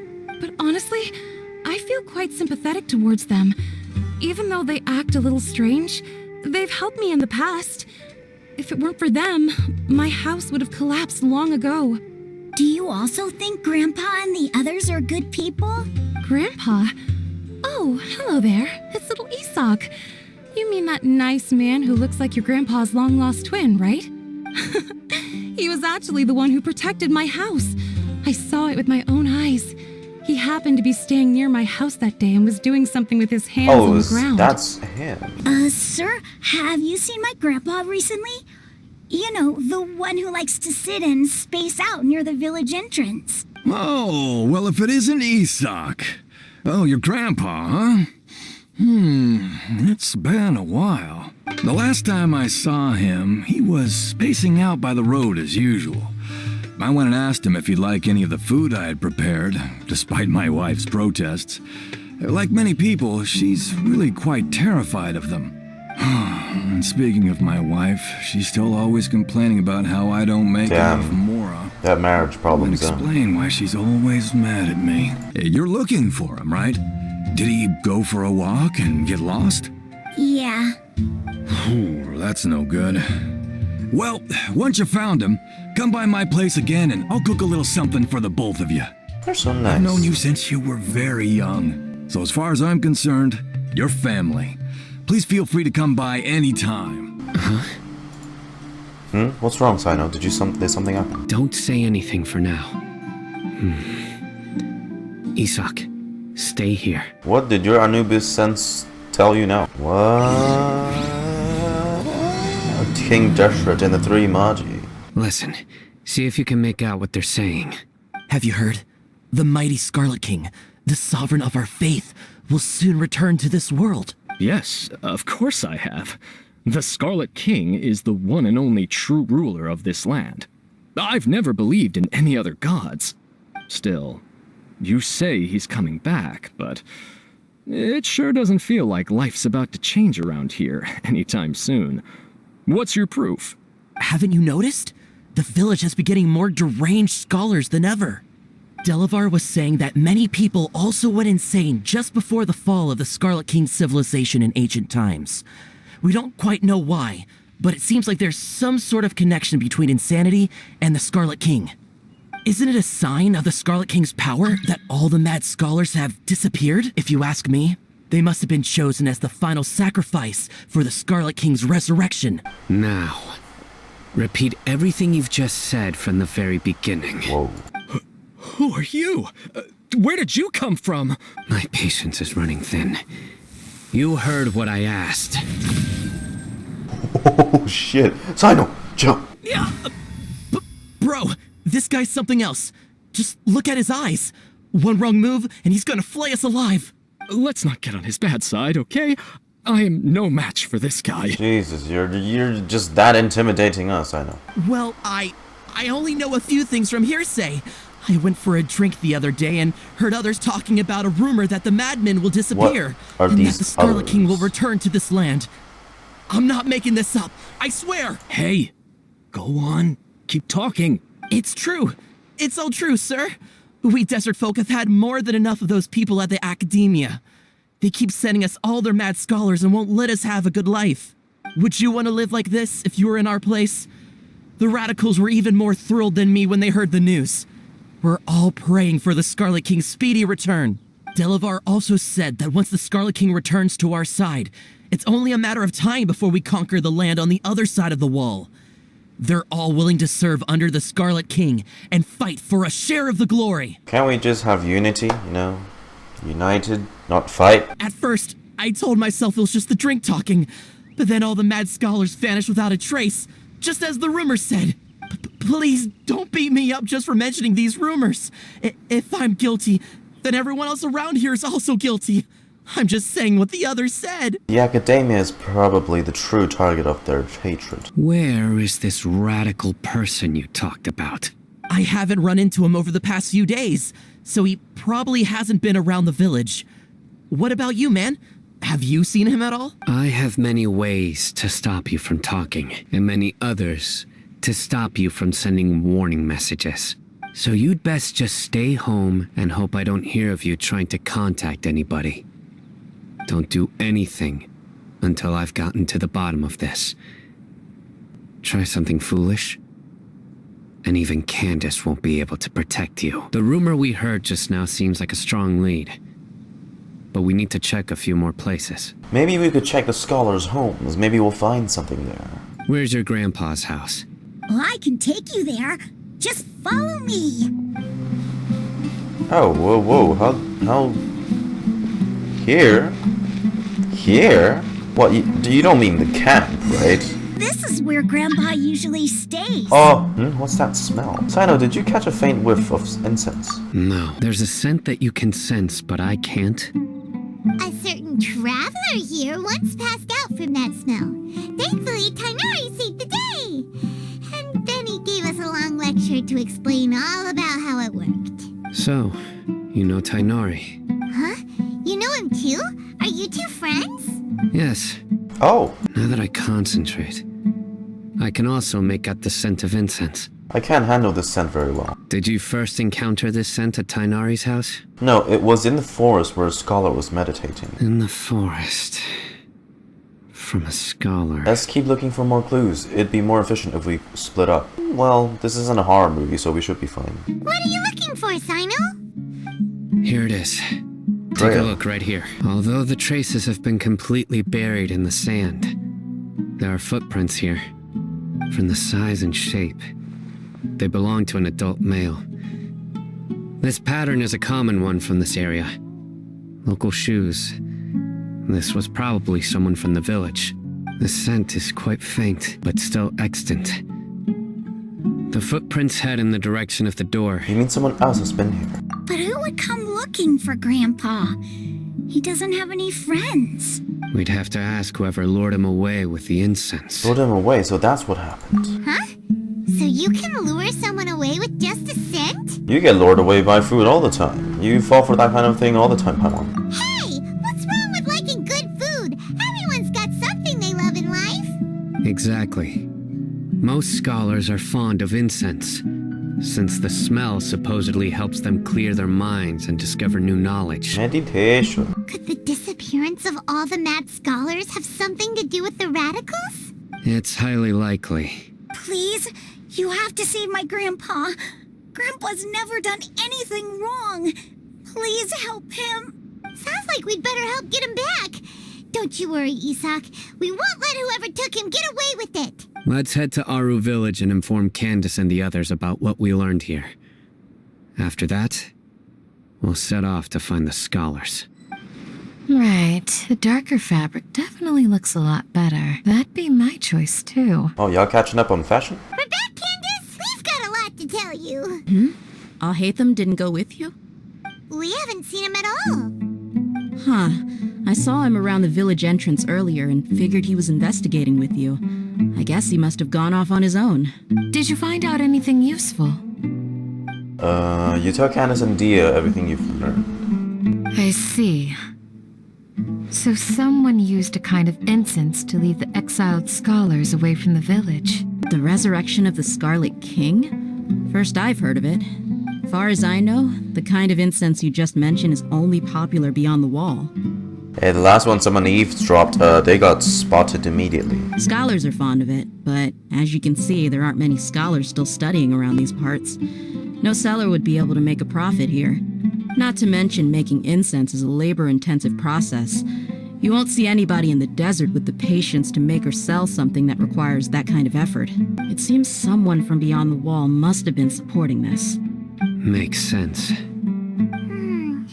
So what should we do then? Do we go back to the academia and search for leads there? If it was any other day, that would be your next logical step. But today, you've got me on your team, so you get an extra tip. Didn't you say that the villager got his news from the tavern? Well, I also like to drink at the tavern, so I know a thing or two about these radicals he mentioned. If Paimon remembers correctly, the leader of the radicals is some guy called Delavar. Ah, yeah. Delavar, the scar-riddled bandit, Engur, the wide-eyed butcher, and Jabari, the duck-tailed bearded crook. The whole lot of them are known around these parts. Jabari? That's the guy we just... These guys have one thing in common, and that's being broke. The rougher life gets, the more they want to believe in the Scarlet King. Way they see it, the Scarlet King's resurrection is their only chance at overthrowing the academia. Throwing all of Sumeru Please tell me some one of you is the only way to change that. the way of life here in the desert. Anyway, that's my guess why they've chosen to become radicals. Dehya, you're amazing! You really know this place inside and out. But Dehya, Yeah. Huh? Dehya's winking at me. Maybe I should stay quiet for now. No merc can afford to slack off on gathering intelligence. Every mora I've spent in the tavern has been a valuable investment. The Traveler and Paimon will go to Caravan Rebot with me, and we'll try our best to figure out where the mad scholars have been taken. Cyno, you'll have to stay in the village and continue investigating on your own. Alright, sounds like a plan. Yeah, she knows.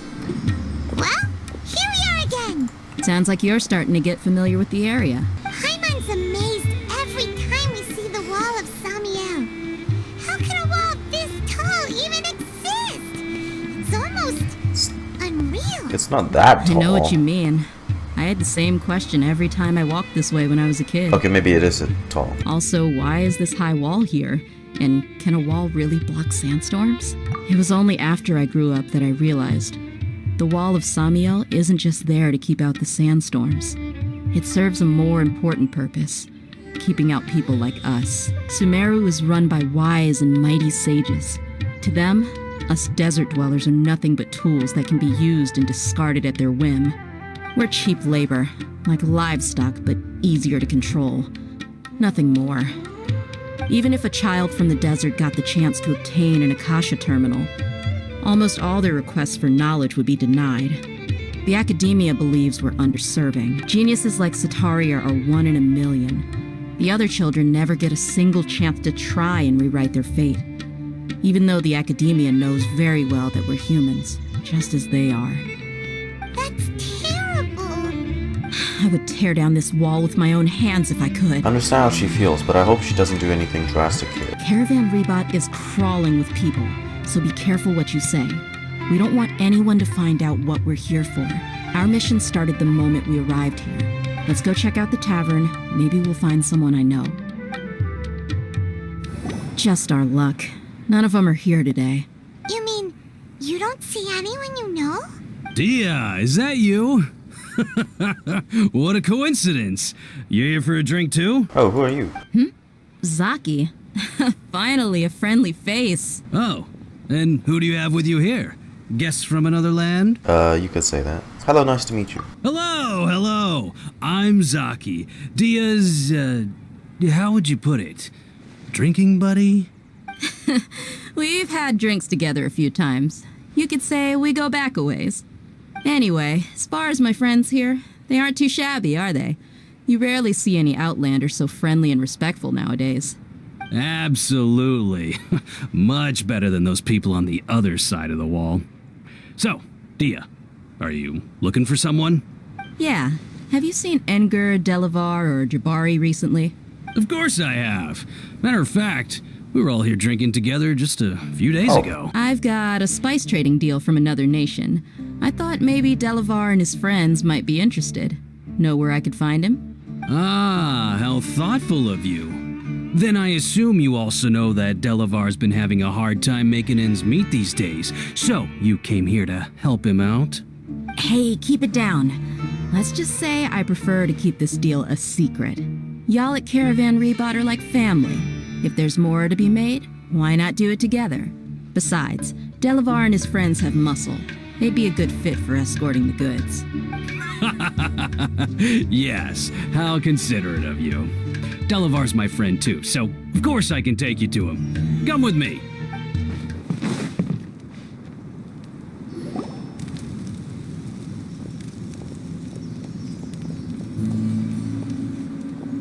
Are we there yet? Yep, this is the place. Is this a trap?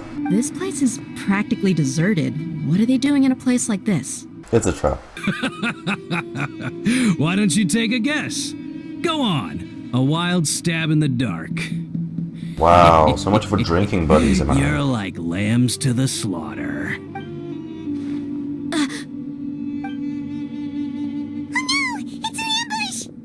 What's this all about, Zaki? Come on, Dehya. You really think we didn't hear about what you said back in Aru village? The boys have kept a close eye on you from the moment you set foot there. Not only do I know that you're looking for Delavar, I also know that you've teamed up with people from the academia to look for the missing scholars. So, you've been watching us from the very beginning?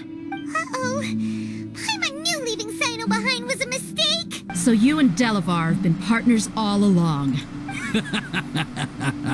Dehya, I guess it's only natural for a traveling mercenary like you to be out of the loop. Those of us who hang around the tavern have stronger bonds than you think. But you got one thing right.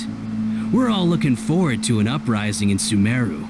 There's nothing more we'd like to see than the desert folk overthrowing the academia. If that's the case, then I'm sure Delavar wouldn't miss a second of it. I'll be honest with you. If it weren't for what you said in the village, your little monologue about the Wall of Samio would have convinced me that you're one of us. Delavar. And Engar. You're here too, huh? Dehya, I thought that you, a fellow desert dweller, would understand that the Scarlet King is greater than the Dendro Archon.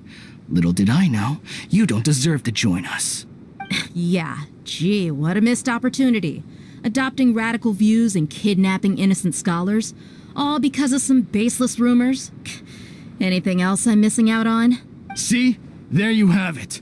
Mercenaries are just a bunch of faithless scum with only one thing on their minds. Mora. Pathetic. You're all like a pack of street rats. You're not wrong. Mercenaries are driven by Mora, and my faith lies with whoever's paying me. As long as there's a profit to be made, anyone can become my friend. Enough talking! Get him! How long do you think this will last? Like 30 seconds? Now you shall perish! Wow, that was... Impossible! How could you? She has a vision, you idiots! I'm guessing your informant told you that I'm just an incompetent merc with no real fighting skills, correct?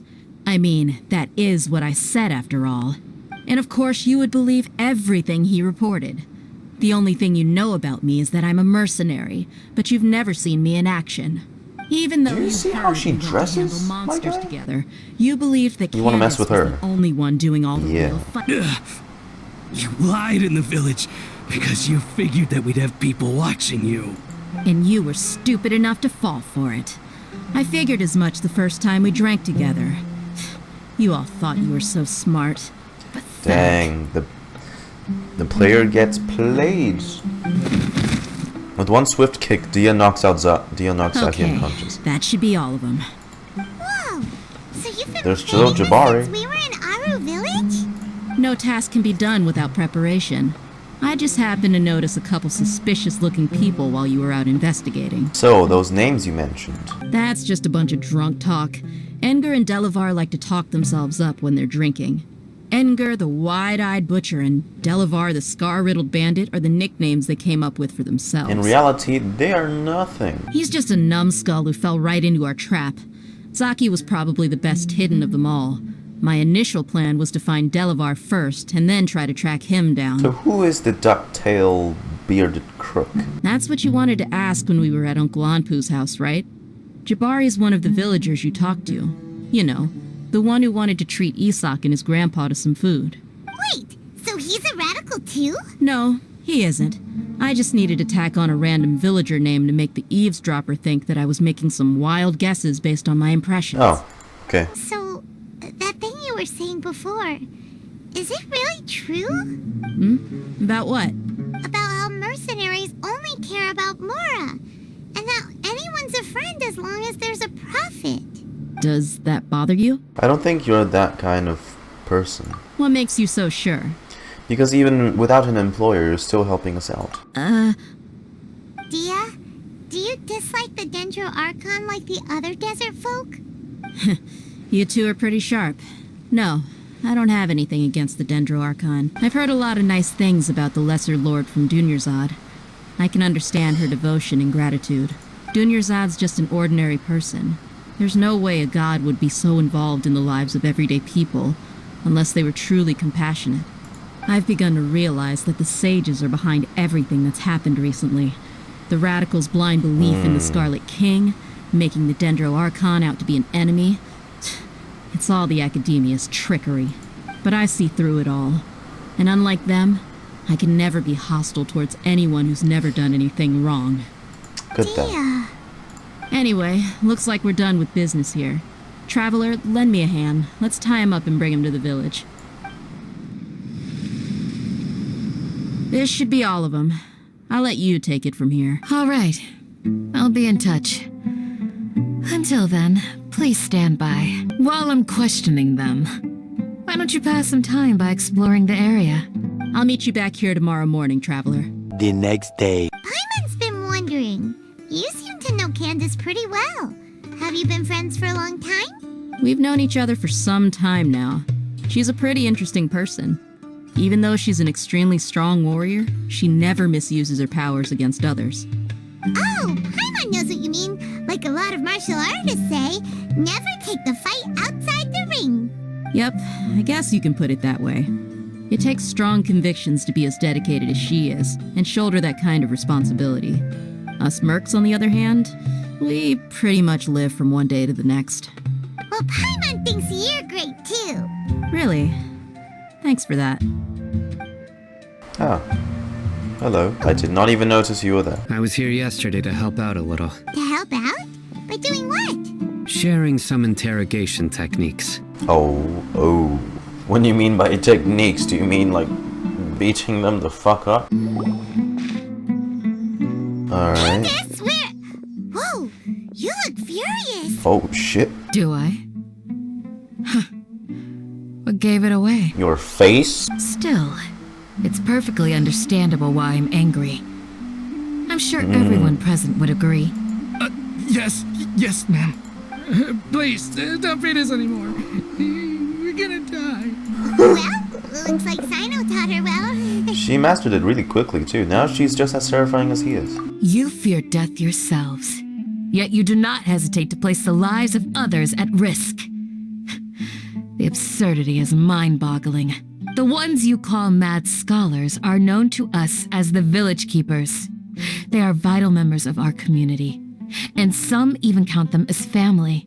You come here, to my village, and you treat my people as nothing more than stepping stones towards your goal. Ooh.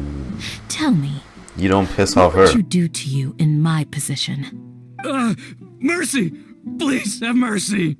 You've made your bed. We may both be desert dwellers, but there is one thing that I understand better than you. The resurrection of the Scarlet King will only result in war, and war serves no one. The people of Aru Village care little about which god is in power. Life may be tough and tiring, but we wish to preserve our way of life. A war would only cause us to lose all that we have.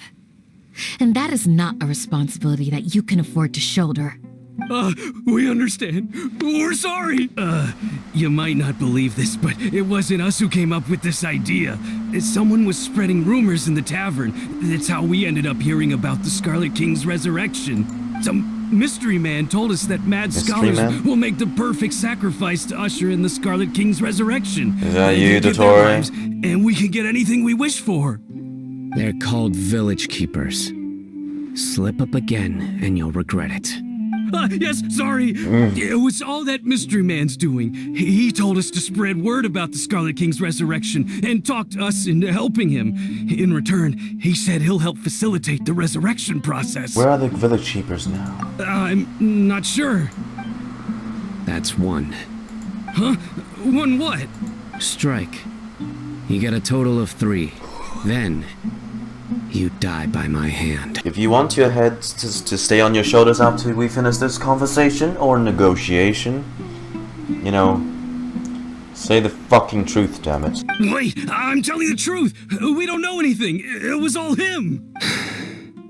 2. He got us to lure them out of their houses in the night with some kind of incense. We take them to a junction outside the village. Then the mystery guy takes them from there.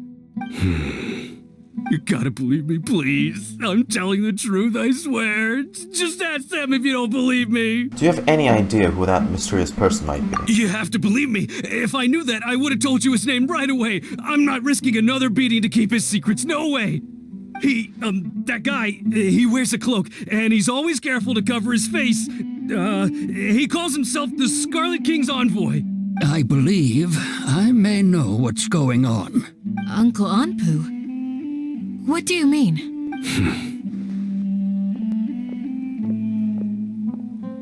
Holy Jesus.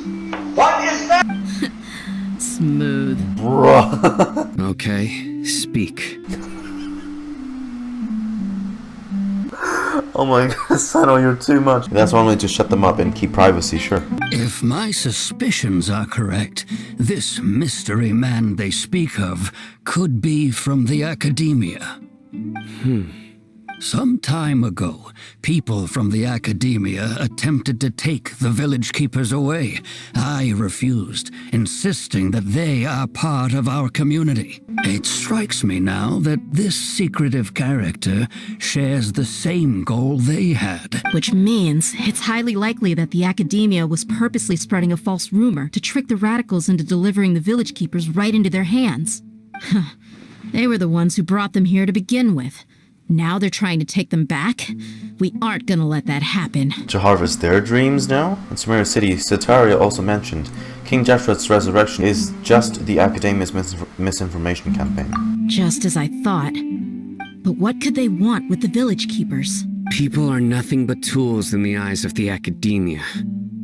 A change in their plans likely means they found another way to exploit the scholars. Regardless, our top priority now is locating the village keepers. You're right. Isak is still waiting for news on his grandpa. Time to go. Let's leave the village and try to track them down. Yes. Pack up and get ready to leave. Are we venturing into the pyramid? You look worried. Thinking about the village keepers? Yes. I'd look for them myself if I could. As members of our village, each one of them is very important to me. You have a strong sense of belonging here. I guess I'm the opposite. Mercs are stray dogs, wherever they go. Dehya, don't say that. You can be a part of this community too. Thanks. I'll let you know when I feel like joining. Alhaitham. Put some food in us and then we'll... Woo! Where did you come from? Well, as you can see, I am merely sitting here and reviewing what we have deduced thus far. Also new animation, idle animation. I've never seen anyone reading a book. You were gone for ages, and now you're suddenly sitting here musing to yourself? Where have you been anyway? Hey, In his books. You never think things through before asking questions. I'm giving you some time to make up for that. Oh, her brain is a little small, so... Paimon's so mad! Paimon's gonna give you an ugly nickname! Go ahead, I won't stop you. Never mind. Paimon's got nothing. There's just nothing super obvious to pick with this guy. It makes it so hard. Well, you've heard nothing to suggest I left this whole time. So clearly, I stayed in the village to investigate. Anyway, you plan to leave Aru village and keep searching for the truth of this matter, yes? Yep. We're not gonna find out anything more by staying here, so we thought that we might as well take the search elsewhere. Enough with the silent treatment! Maybe he's giving us time to think. No. I'm just surprised that you decided to team up with him. Alhaitham, you haven't helped us out at all ever since we arrived at Aru village. Bold of you to question our choices. That's true. While you were investigating, I had my own work to do, which I've now finished. Really? Paimon doesn't believe you. To be honest, we aren't really a team, so I have no obligation to inform you of my whereabouts. Not to mention that going separate ways allowed me to find some important information that you all had missed. Oh yeah, like? I'm going to take you to someone. But, before that, you need to understand where she's coming from. What does that mean? How do you think the residents of Aru village feel about what we're doing? In other words, do you truly believe every single word the villagers tell us? You mean some of them lied to us? Hiding the truth does not necessarily equate to lying. Again, these people have their reasons. So you're saying that we can find new info from someone that we've already spoken to? Among those you have talked to, there's someone who was consciously keeping you out of the loop. In fact, she's been observing your every move since you arrived. The reason being, to someone who only wants to live their life in peace, any external factors introduce unpredictability into the equation. Those eyes, those fierce eyes. You look like a real fighter.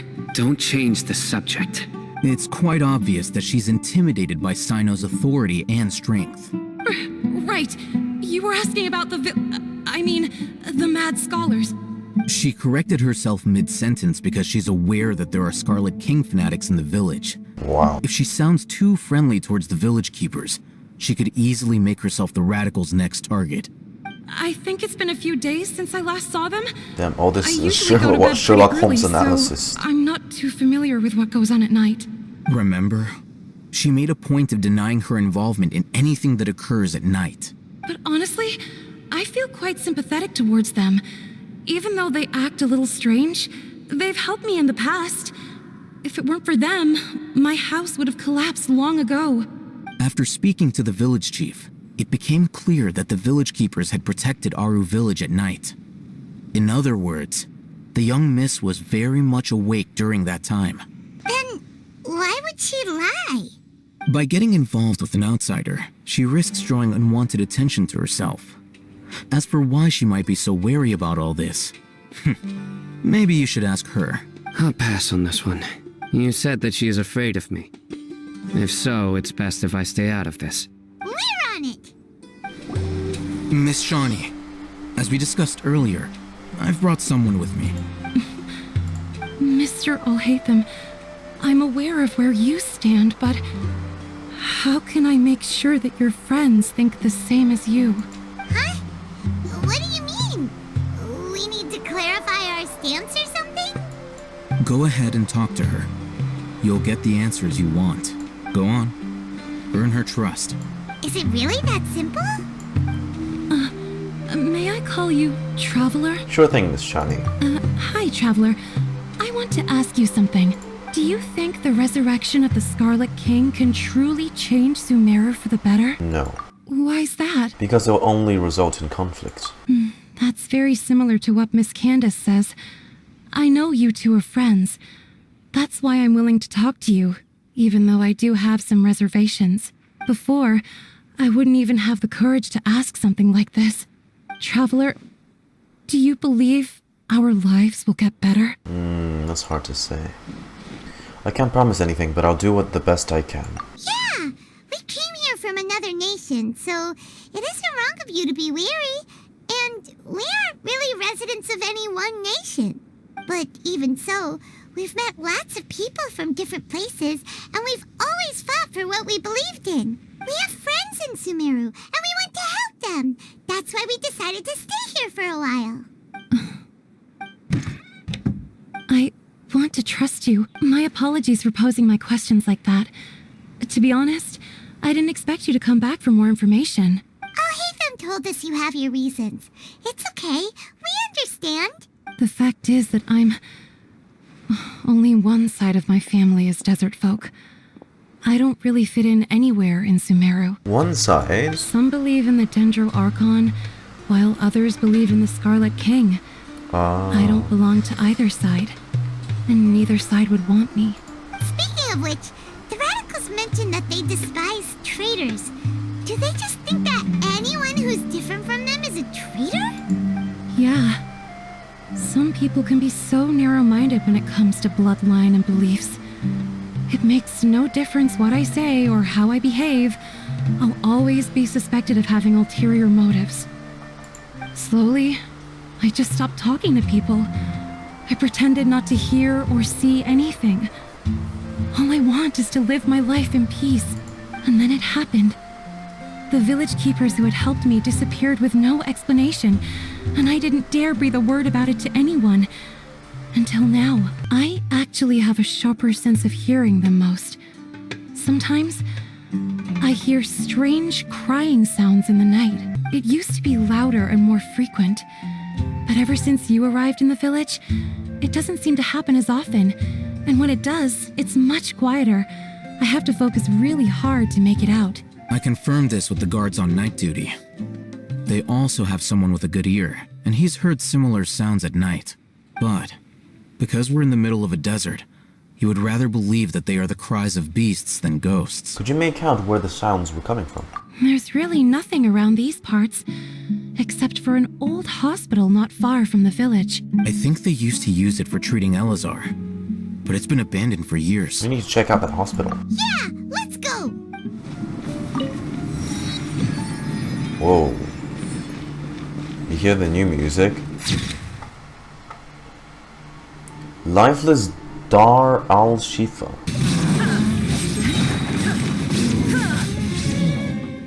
Well, this place has seen better days. This is the one.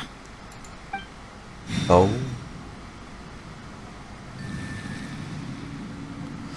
Oh yeah? Oh yeah? Ooh. It's like a sand barrier. Let's go in and take a look. You carefully search the abandoned hospital. Hey, Alhaitham, we haven't found squat. Are you sure we aren't wasting our time here? Patience. Shawnee says she only hears the crying at night. We have time to burn. Until then, I'm taking a break. Bruh. What are you reading? Let Paimon see. Okay, sure. Huh? The natural position, which is the positional propensity of an entity in natural motion in contrast with an object in forced motion? Huh? When free from external influences, every entity displays the tendency to follow its natural. What kind of Einstein book are you reading now, Alhaitham? So, you got that? No. Whoa, whoa. Oh, it's time skip. I was like, what the fuck? Paimon's getting so sleepy. Oh, Lord. What was that sound? There it is. Oh, that is creepy as hell. Scary impact? Is the sound coming from here? Horror impact? Huh. Paimon's not seeing anything. The trap door. It's from below. And we've never noticed this until now. It's a trap door.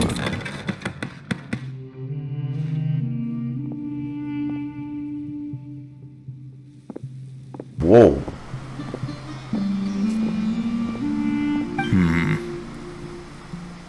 What the? As I thought. There's a hidden structure. Wow. It's like they tucked another hospital into this one. Oh, it looks like there are other mechanisms around here. The doctor. Let's keep exploring. Oh, ancient key in a drawer. Whoa. Emergency notice. Patient Abbas, male 23 years old, mole on left side of forehead and left-handed. Wound's condition very serious. Survival may be difficult. Once found, immediately inform. Don't give up. Stay positive. I'll be on the watch why. Keep on balanced diet. Rest regularly. Maintain a good mood. Monday, minty bean soup. Taichin lunch. Right. Tuesday, salad. Biryani lunch. Fish cream sauce. Hot potato dinner. Wednesday, shakura. Bean cake lunch. The remaining sections are blank. This week's shift. In case of emergency, contact the physician on duty immediately. Monday, Brihan. Tuesday, Wednesday, Amudi. The remaining section are blank. Old vase. There seems to be a darkened remain of the stem inside the vase. It was probably used to hold flowers. The words for Anvi are at the bottom of this bottle. It seems to have been a gift for someone named Anvi. Look! There's someone over there! Slow and steady. Wait, you're... He can't speak, and his eyes are unfocused. But he looks too young to be anyone's grandfather. Also, why is he the only one here? Does he recognize him? Didn't expect to see him here. You know him? He's Razak, a senior of mine at the academia. He's a scholar too? Is he the kind that holes up in a forest and mumbles stuff about training? No. And that's the problem. Razak was never involved in any of those things. He never trained in the forest, let alone reach Satyavada life. So how did he become like this? Leaving that question aside for the moment, him being here alone means that we might be too late. They've relocated. Looks like they've already taken everyone away. For whatever reason, they left Razak here. Perhaps they simply didn't have time to come back for him. There are drag marks on the ground. They're clearer by the doorway. Someone was forcefully drawing a cart that was loaded with something heavy. Loaded with people? That is one possibility. It looks like they were in a hurry, as if they were afraid of being caught. In their haste, they failed to notice Razak hiding in a corner. Oh, yeah, not in good the shape, buddy. symptoms are identical. Looks like we found living proof. Huh? Why do you say that? Allow me to jog your memory. Recall your time at Port Ormos. Don't you think his symptoms look familiar? Oh, now that you mention it, they're acting the same way. Correct. The They're trying academia to is behind see all of this. who is able to receive all that knowledge and not go insane. It isn't difficult to deduce their rationale. First, the academia spread a false rumor of the Scarlet King's resurrection, emphasizing the role of the village keepers, the mad scholars who were exiled to Aru village. These rumors were all the persuasion that the radicals needed, and those based in Aru village leapt into action. Unbeknownst to them, of course, through rounding up the scholars, they were actually helping the academia, as well as being able to exploit the radicals for their own ends. This scheme has one further advantage to the academia. All the risks and responsibilities are offloaded onto the Scarlet King's followers. Life for the desert dwellers has been brutal ever since the Scarlet King's death all those years ago. Beneath the surface, feelings of desperation are widespread. Many would give everything they have for the prospect of something better. Anyone looking to exploit that for their own ends simply needs to make a few empty promises. Even if complications arise, people will see that those involved are all followers of the Scarlet King and look for no further explanation than differences of belief. A deep-seated mistrust of the desert and everyone in it by the rest of Sumeru will make sure of that. The notion of an academia plot wouldn't even cross their minds. It may seem like a simple strategy, but it is able to work wonders under Sumeru's current circumstances.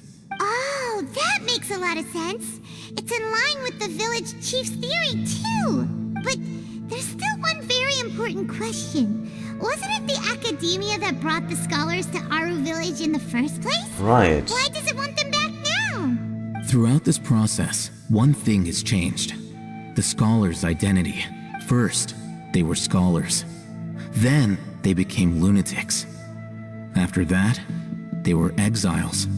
And finally, they become missing persons. I see. An exile is still patently a living, breathing human being. But when someone becomes a missing person, that is brought into question. If you can't find someone, you have no way of knowing what exactly happened to them. That makes missing people Well, are an they ideal trying resource. to make themselves out to be the heroes? Resource? For what exactly? One possibility is that the information in their brains could be extracted into knowledge capsules. Extracted? You mean canned knowledge comes from people's brains? With the technology of the Sumeru Academia, it's entirely possible. Perhaps the process caused them great suffering, which is why they cry out in the dead of night when no one is watching them. How did you learn of this technology? I'm the Academia scribe, after all. I'm familiar with their projects. Anyway, judging by Razak's state, the contents of a divine knowledge capsule were extracted from his mind. But something went wrong in the process. Or perhaps his curiosity got the better of him, and he used such a capsule for himself. Hyman's a little confused. Can they just use anyone's brain? No, that can't be right. Most of the mad scholars had made contact with the divine consciousness in force. That's what the academia is after. It's also safe to assume that this knowledge has something to do with the Fatui, the Doctor, and also the Balandir.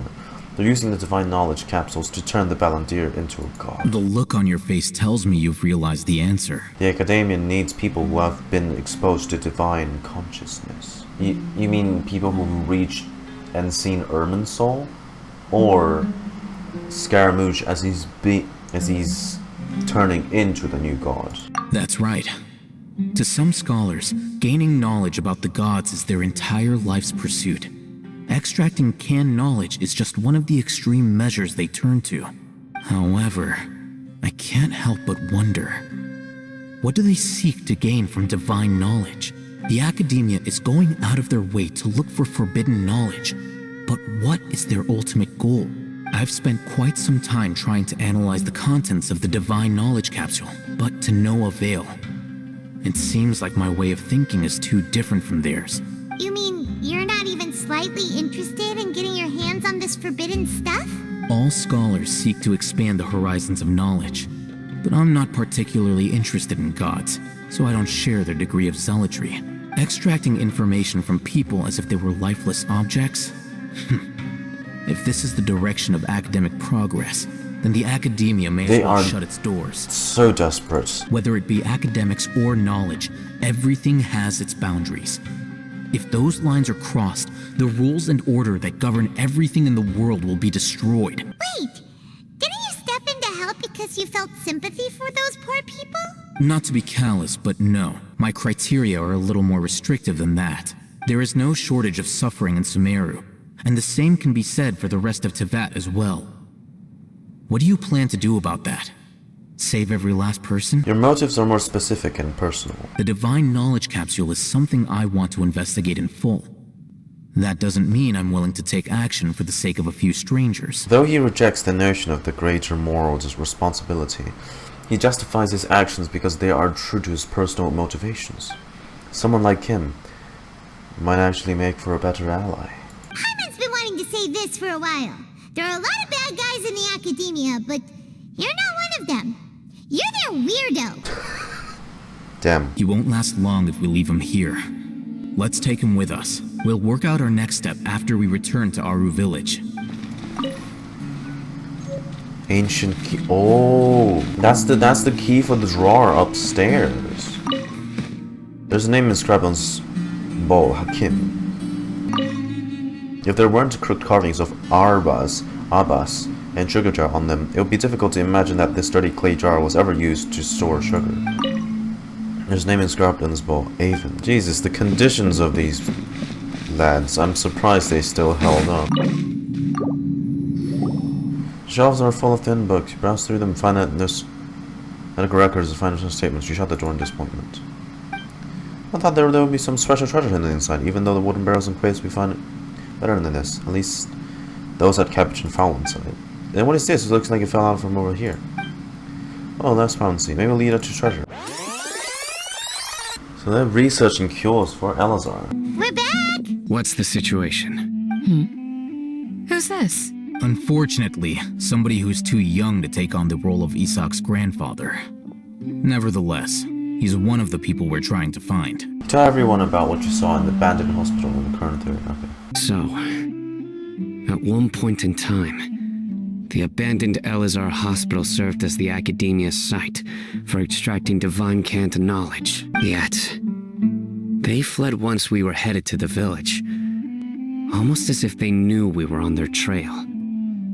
Why is that? We may have a mole in our midst. One of us could be secretly revealing our whereabouts to the academia. Huh? Are our friendships that shallow? Damn, bro. I'm starting to like all of y'all. Looks like none of you have realized wherein lies the issue. Care to share your thoughts? Cyno, you're the reason why they can predict our movements. What? Choose your next words very carefully. Do you still remember who you are, General Mahamatra? Whoa. As a Matra, you are no doubt privy to certain kinds of information. Before you can take action against someone, you are required to have all the facts available, including the less than savory details. Simply put, the academia has traditionally allowed you access to a wealth of sensitive information. Knowing their modus operandi, wouldn't you expect them to take precautions against you? If you want to raise a vicious wolf, you need to make sure that you can avoid its bite. The academia is monitoring me? It's not that simple. The academia has eyes all over Sumeru, but they have a special protocol for dealing with you. Every so often comes a Nyagarbaha day. On this day, the academia enters new information into the Akasha through knowledge capsules. I remember seeing the thick notebook next to the control panel once. Its contents were all about the General Mahamatra, his activities throughout the day, preferred methods of enacting judgment, everything. You're saying that the academia entered my information into the Akasha too? Keeping tabs on my guy. But what's the point in doing that? My actions aren't important enough to be added into the Akasha. The Akasha is capable of computation.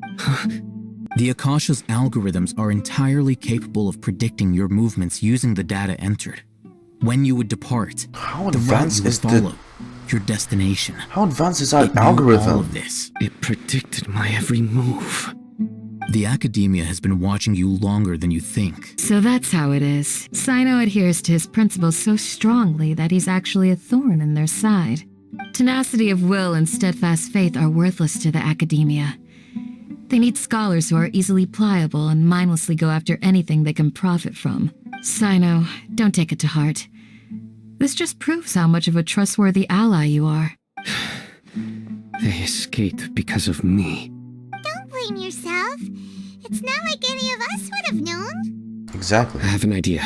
If they predicted my movements, then I might be able to guess where they went. Oh, so that's how it is! Paimon gets it now. If the academia is trying to avoid Cyno, then the safest place would be... one step behind him. They'll want to proceed in the direction opposite of where I'm going. I must go. Paimon feels like we're missing someone, though. Right. Dehya just left. So, where do we go from here? Cyno, do you remember the route you took? Yes. After leaving the village, we should head straight toward the desert. Oh, whoa. What's that on the ground? There's something here. What's this? It's buried in the sand. Looks like we'll need to roll up our sleeves and do some work. And Paimon thought running around everywhere was already enough work. Now's in time for complaining, Paimon. These are likely fragments of an academia-developed device, something akin to a headset. Look at yeah. Looks like there were more than one village keeper. They must have been escorted this way because there are device fragments scattered around here. Mad scientist-looking helmet is that? After a short while, you dig up another device nearby. Is this what we're searching for? It looks kind of scary. This is definitely a device used to extract divine knowledge. Oh, okay, never mind. How did it end up buried in the sand? That can't have been part of the plan. They must have been attacked along the way. Wait, what? Attacked? Grandpa, I hope you're okay. Don't worry, your grandpa's gonna be fine. Rizak didn't display any signs of starvation or dehydration, which means that they left fairly recently. We should be able to catch up. One more thing. Given that the device had been entirely covered by sand, I believe the attack must have happened prior to the sandstorm. Let's keep going. They can't have gone far. Voices, over there. It sounds like an argument. Don't get any closer. They'll notice us. Dehya's talking with the Eremites? Wait. Very interesting. Let's listen in. If you had informed me sooner, there'd be plenty of room for us to... You're one of us. We would never lie. Scholars. You don't know as much as I do. Need me to... I knew it. That's our Dehya. Dehya? Why would you... This is a big misunderstanding, right? Dehya! Huh? Didn't you say you'd help me find Grandpa? Why are you on their side? Holy I just noticed a storm. Well, look who's here. Ain't that something? This complicates things. You've betrayed Aru village? So, this is the great General Mahamatra. Dehya, you'd be better off as my assistant than hanging around with this motley crew. Seen for yourself, I have the means and methods, and my ideals are far more admirable than theirs. I'm not the type that's easily swayed, Raman. You of all people should know that. Wait, what's going on, Dehya? Whose side are you on here? Shut it, Paimon. Doesn't matter. Whichever side you pick, nothing could deter us from the grand mission of resurrecting the Scarlet King. Still this. Once our Lord of Old returns to this land, we will have a new beginning. Face the facts, Raman. It's not gonna happen. You should understand that more than anyone. Have all your years as a merc taught you nothing about placing hopes in a ruler? I'm a desert dweller and a proud follower of the Scarlet King. Whether I live by the edge of the sword or in peaceful comfort, my soul will always carry this conviction. It's not too late yet. The village mad scholars aren't gonna bring the Scarlet King back to life. You don't understand, my dear lady. Pursuing our faith is our purpose in life. Even if the chance of success is 1 in a million, we must be willing to give everything we have. Even if it'll expose you to the academia? Even if they end up disbanding the Eremites? Your Eremites, which you've worked so hard for all these years? Yes. We've waited a long time for this day to come. But it's all The bullshit, sun though. and the moon no longer shine here. All you see now is cracks in this desiccated land. It's misinformation. But fate has finally dealt me a hand to play against the Academia. With these scholars in our custody, we'll stomp the Academia's forces and fight our way beyond the wall of Samiel. Ridiculous. Think about it. The Academia controls the entirety of Sumeru. Your powers are negligible in comparison. If you still don't believe me, then try asking these two men. They're also against the Academia, but neither of them are as arrogant as you are. They look more like pawns of the Academia to me. Why would I listen to anything the people of Greater Lord Rukkhadevata have to say? Filthy traitors. Your god abandoned all honor and betrayed the Scarlet King. We desert dwellers will never trust the likes of you. It's impossible to communicate with someone so hostile. About to do it the Cyno way? We gotta do this the Cyno way? Do you really believe that by kidnapping the scholars, you'll be able to negotiate with the Academia? These people have no value as bargaining chips. But I could be persuaded to take their place as your next hostage. These scholars were exiled from the Academia. I, on the other hand, am their current scribe, and will be a much greater asset to you. Wait, you can't be serious. Wait. So, you want to trade places Oh, with the hostages, do you? Precisely. Any wise person would gladly accept my offer. You're bluffing, right? Well, that would be bad luck for me. Well, he's a playable character, so he's not gonna die. However, I'd get the chance to observe the scholars, perhaps even find out the truth. Think you can talk me over with that confident look of yours? I'm not trying to persuade you. I'm using this as a means of joining forces against the Academia. You are the scribe. What do you have against the Academia? Not all desert dwellers believe in the Scarlet King, and the same applies to the Academia. Why must all knowledge seekers approve of the Academia's way of doing things? You Academia scum. Every last one of you is nothing but a hypocrite, just like everyone else on the other side of that wall. I've made myself clear enough. I won't listen to another word from the Dendro Archon's people. Not so fast. Alhaitham, do you stand by everything you just said? I never make empty promises. You know you're making a dangerous decision, right? I do. Good. Raman, hear me out. These people are my friends. Maybe you can't take the followers of the Dendro Archon at their word, but what about me? Do you trust me?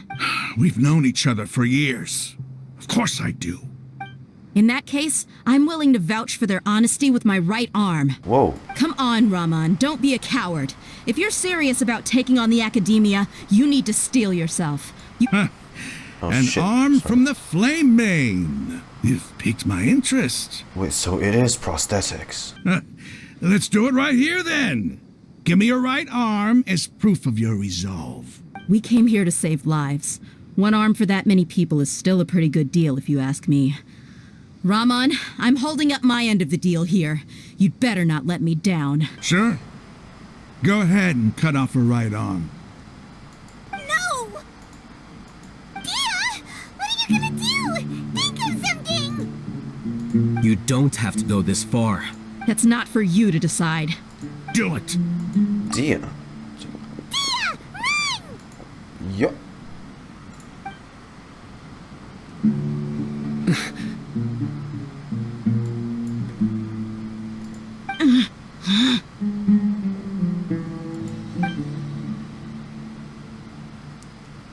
Are you serious? Stop! Flame Mane, you and I are both desert folk. Cutting off your arm is no different than cutting off my own fingers. Where's the sense in cutting my own kin to pieces? It's impressive how he was able to stop his momentum, I gotta say. You've shown me that you're serious. Go on now, take your friends and leave. Meet me in the desert at noon tomorrow. I was really counting on him not going through with it. Dehya! That was crazy! Have you all lost your minds? What if he'd actually cut your arm off? Then I'd just have to hold my claymore with my left arm. Please don't do that ever again. I'll be worried about you. Okay, I'm sorry. But sometimes when you're out on a limb, you gotta double down to seal the deal, you know? Don't ever make a promise like that again. I can deal with the likes of them. If it came down to it, you would not lose to them either. I don't doubt it, Cyno. But this is about more than me and them. There's a lot more where they came from. Even if we got rid of one bunch of radicals, there are others out there. Wiping them out would do more harm than good. As you wish. Okay, let's get moving. We should head back to the village and rest up. Today was just a trial run. Noon tomorrow is gonna be the hard part. You all return to our village and rest in your rooms in preparation for tomorrow's room. But what are chances of success? No stakes, there's no way of knowing. Day 2. Agreed, look, hey, oh shit. I might as well go and log the Statue of the Seven on my way there. Wow, this is really just a vast plane of nothingness. Not as in like it's not packed, you know, there's all these things to interact with, but just this giant flat plane is something we have barely ever experienced. It feels so alive now, you know, even in such a place like a desert. It feels so unique, and yet, you know... Wow, look at that thing, what the... Oh, yeah, baby.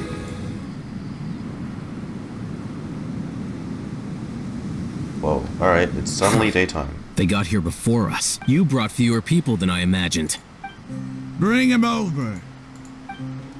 This is the grandpa? Grandpa! Why is there only one of them? Rahman, I've always thought of you as a man of his word.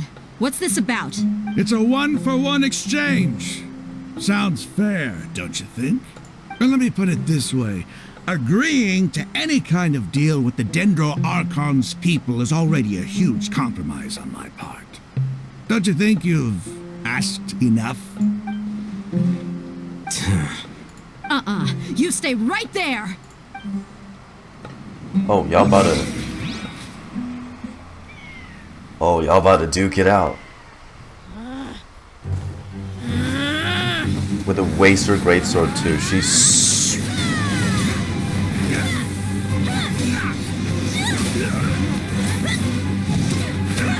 The Waster Greatsword, she's so badass. What do you think you're doing?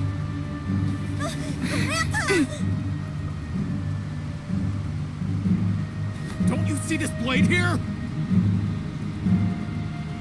You coward! Why are your hands shaking? Wait a second! Wait. It's an earthquake! Oh.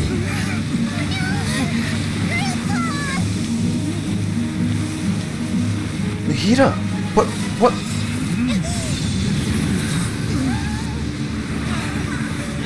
But Dottore's monitoring... Oh, are we gonna get into the pyramid? Down into the pyramid! Paimon's dizzy. Is everyone okay? Where are the Eremites? They just dead? It's a giant... This day's going just great. What a nuisance. The sand dune collapsed. I saw an energy field. The village keeper protected us. It glowed green with Dendro. Just like you said, it may well have been the remains of Lesser Lord Kusanali's power inside the scholar's body. No doubt. Did there used to be a temple here? Whoa. It seems that when the sand dune collapsed, it exposed these underground structures. The symbols on the gate belong to the Scarlet King's civilization. This structure Another must be language. ancient. Over time, the sandstorms completely buried it and left it in the state we see now. It could have been an underground palace in the distant past. Oh, a miracle. Praise the Scarlet King! Oh, y'all are still alive? Mind your head. No, this isn't the time for conflict. Our exalted lord has shown us the way to his sacred palace. He's not actually gonna go in there, is he? As it happens, I want to take a look inside too. Dang, curiosity killed the cat. Don't you think it's curious? 1 minute, Lesser Lord Kusanali's power protects us from harm, and the next, remnants of the Scarlet King's civilization appear. Two major deities are vying to showcase their power to us. It would be a shame not to witness them both. I'm interested in gods. Indeed. In my view, gods are just a higher form of living being. Or creature, you could say. New discoveries are always worth investigating. Whether they have anything to do with gods is neither here nor there. Raman, what are you gonna do about your men? I'll just let them lay here. The Scarlet King will take care of his people. Right now, I'm going inside. He's gonna die when he goes inside, isn't he? Oh, it's a domain. Mysterious runes that have been hidden deep under layers of sand. An incomprehensible power remain. Power seems to flow from within.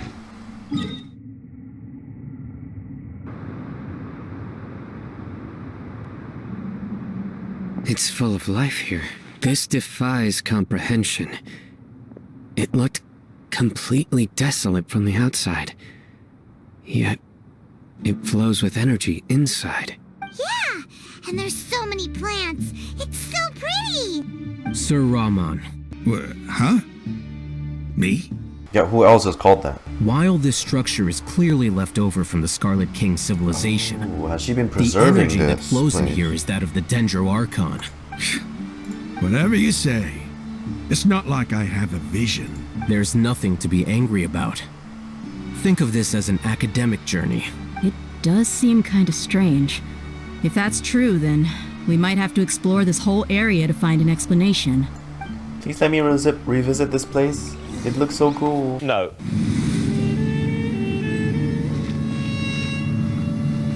Oh. This the bird god. Whoa. It's just shining through. What's excuse me? Oh. Oh. Hey, oh, oh.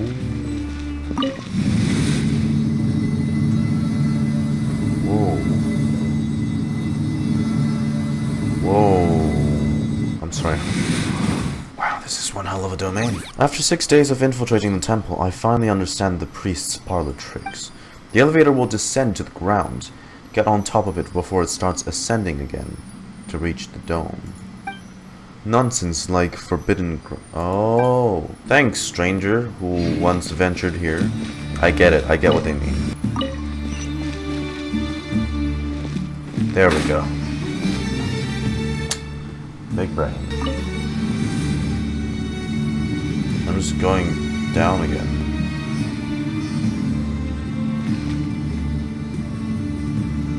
Lower.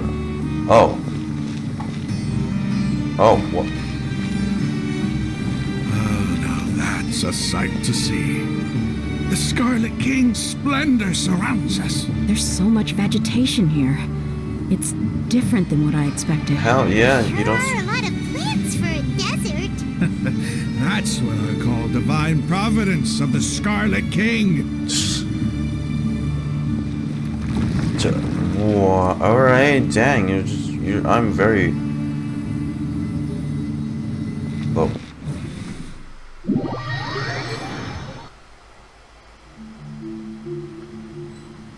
Whoa.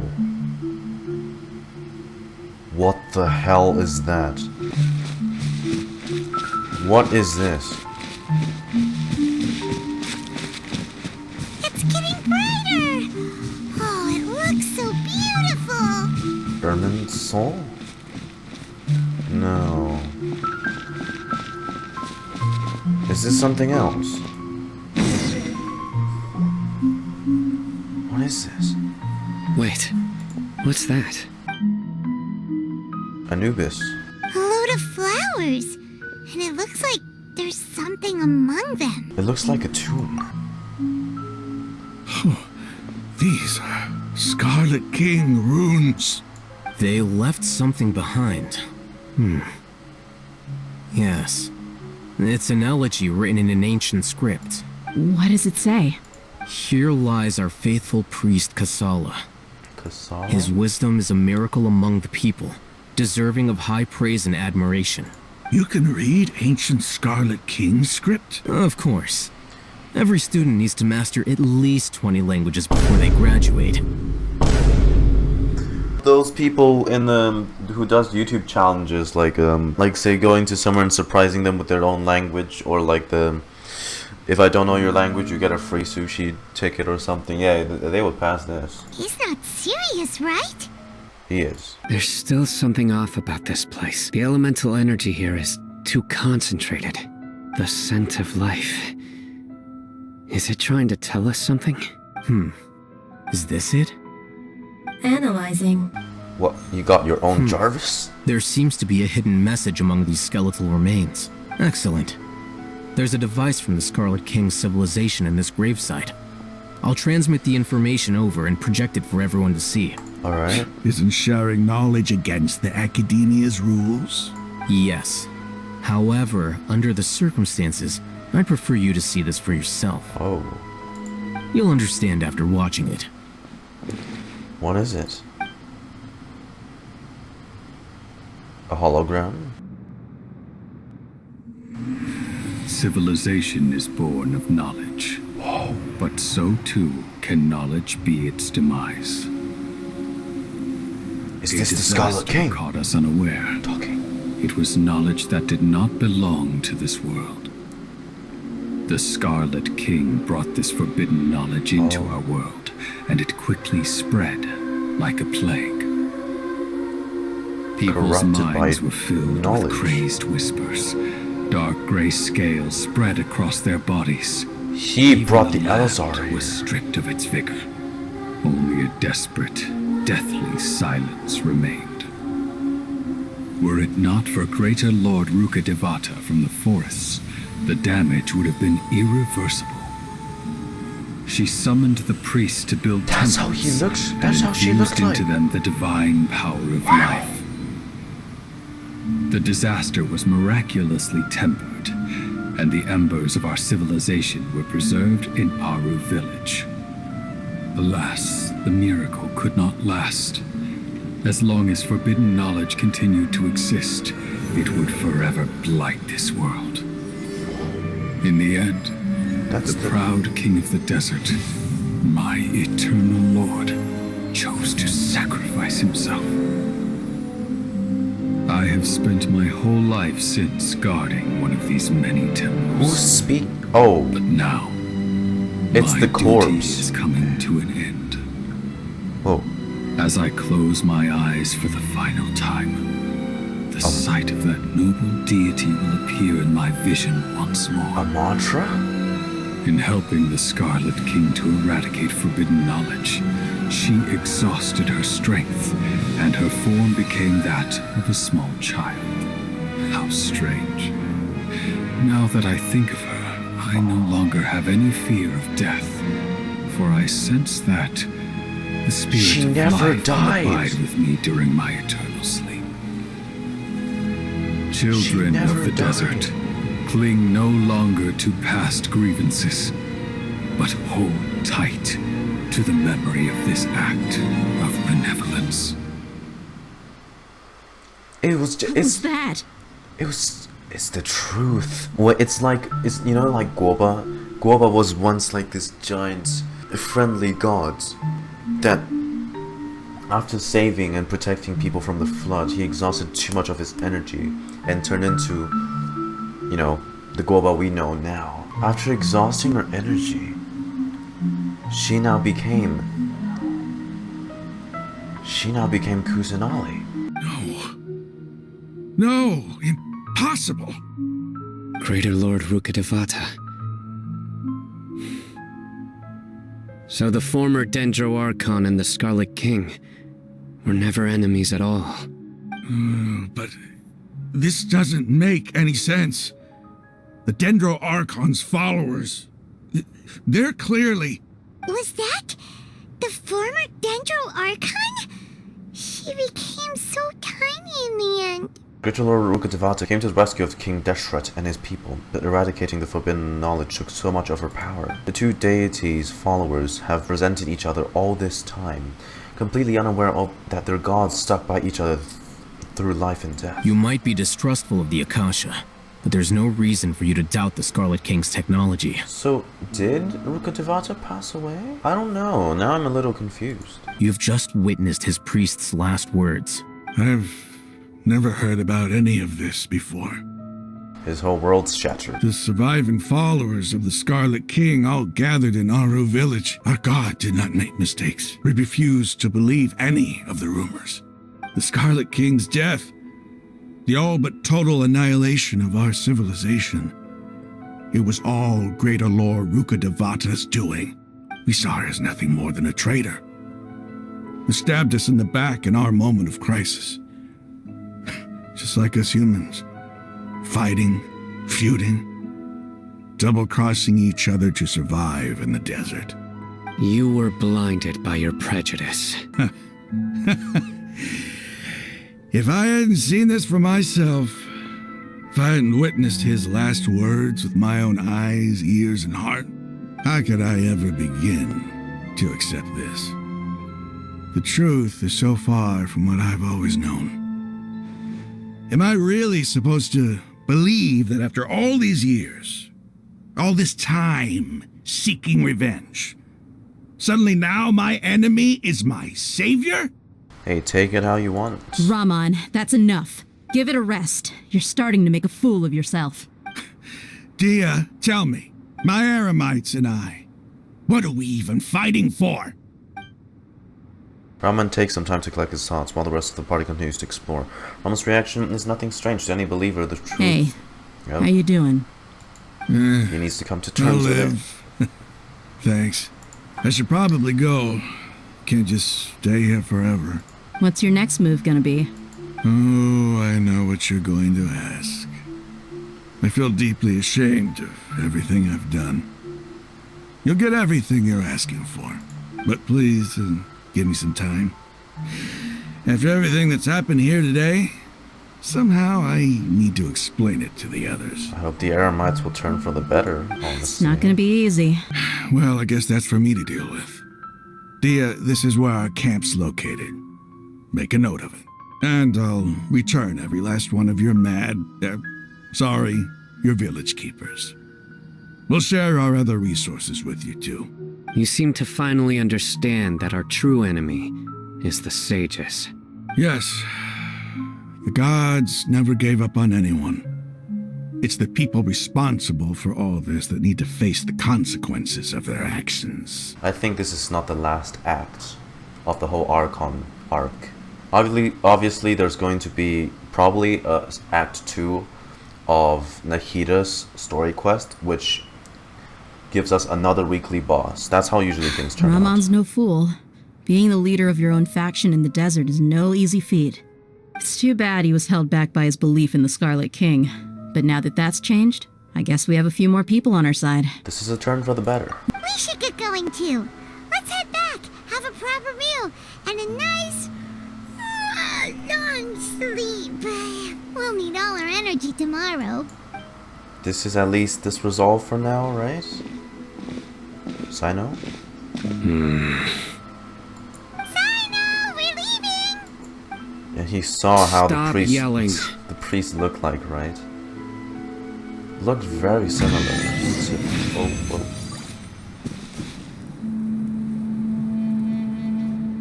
Raman, we're here. Everything's been arranged. Someone will bring the village keepers back to Aru village shortly. I guess all I can say now is, thanks for agreeing to help. Don't mention it. I think we can both agree you went to hell and back for it. But we share a common cause now. From here on out, we're allies. Where are the perpetrators? I'll bring you to them. Follow me. So these are the people who kidnapped the village keepers. Oh no, it's the scribe!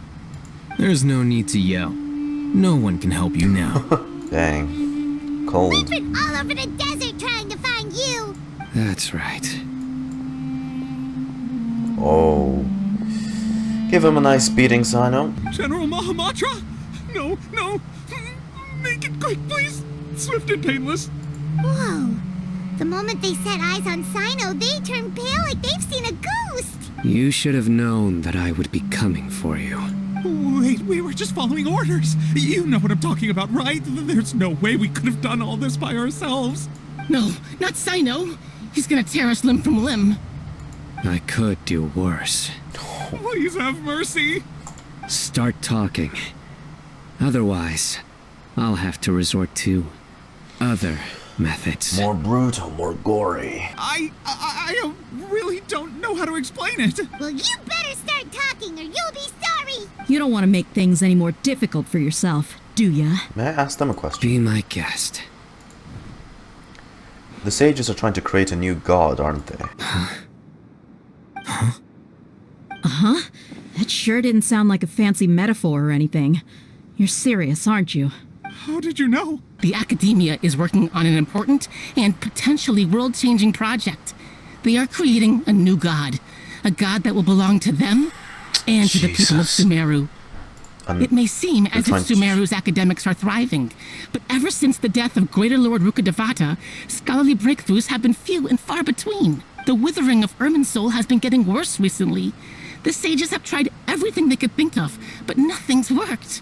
I'm always hearing them say things like, if only Greater Lord Rukkhadevata was still with us. And you think this can fix this? Yeah, sure, buddy. And then, someone from the Fatui showed up. They called him the Doctor. He brought a gnosis and said he wanted to borrow the Academia's research facilities. So he caught up with Scaramouche. And The Doctor was previously expelled from the Academia. At first, the sages looked down at him in disdain.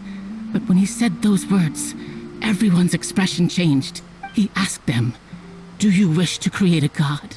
This is what the arrogant ignorance at the extreme end of academia looks like.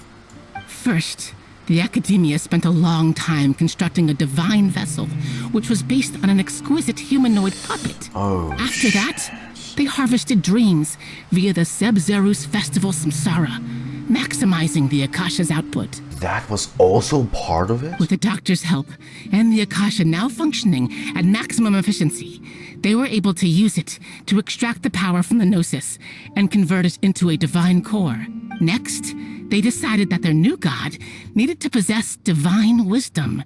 For that to happen, they needed a huge quantity of divine canned knowledge. It adds up. But how do you determine whether the knowledge extracted is of divine origin? Call it an educated guess? The Academia has been trying to figure out the exact source of the Scholar's madness for centuries, but to no avail.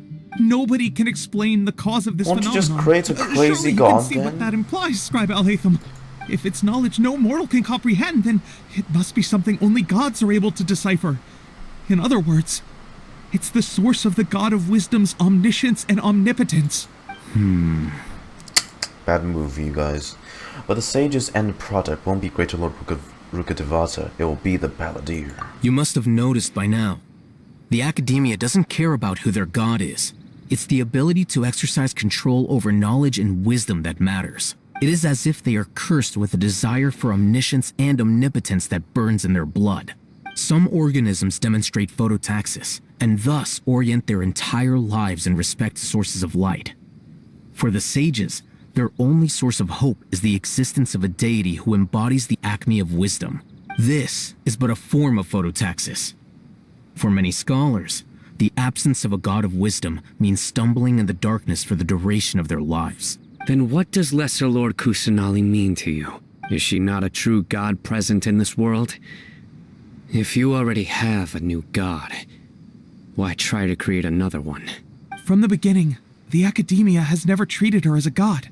When the Academia first discovered Lesser Lord Kusanali, the newborn god of wisdom, the sages hoped that she would be as wise as Greater Lord Rukkhadevata.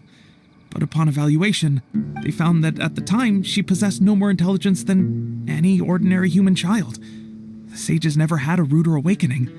This forced them to accept that Greater Lord Rukkhadevata had indeed passed away. Not to mention that Lesser Lord Kusanali's gnosis had been used to power the Akasha this entire time. By herself, she has neither an Archon's raw power, nor the spectacular insight expected of a god of wisdom. Slowly but surely, people began to forget about her existence.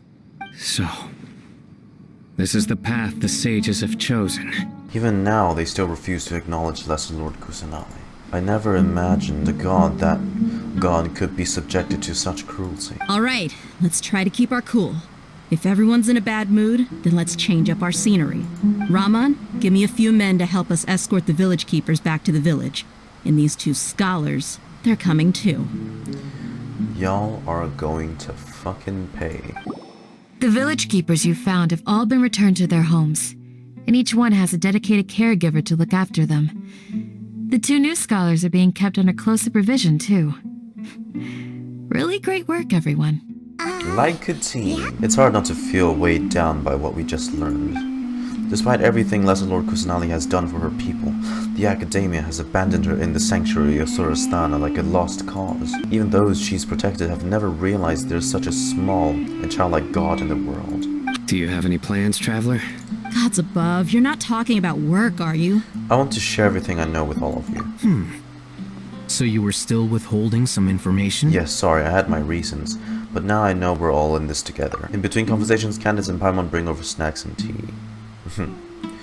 Like, Dehya's expression is relaxed, as if her mood have been affected by the heavy conversation at all. She's just tired. Cyno has a firm, solid expression on his face.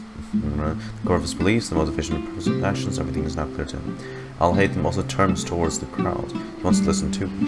After all that, the whole story comes out. All the experiences, feelings, and secrets to share with everyone. To share with everyone means to consider everyone as allies. From today on, everyone will fight for the same goal. Even though we lived through all of this firsthand, it still feels super surreal to hear you talk about it again. Yeah, that's everything we've experienced so far in Sumeru. What a whirlwind of a story. I felt like I was holding my breath the whole time. It seems like there will be more issues to face in the days ahead than I had anticipated. Still, now's a good time to make our next move. Now that Raman's joined us, we'll be an even stronger team. It's time to make a plan. Indeed. These events are a flagrant transgression of the rules in every sense. We cannot allow it to continue. So, everyone, are we on the same page? Oh, is it? Crush the sages and rescue our god. Team up, baby. That is our ultimate goal. No matter what lies ahead, I'll do my utmost. Well, let's brainstorm a little more about what other resources we can draw on. The next time we gather here, we must have a solid plan. Yep, it'll work out for sure.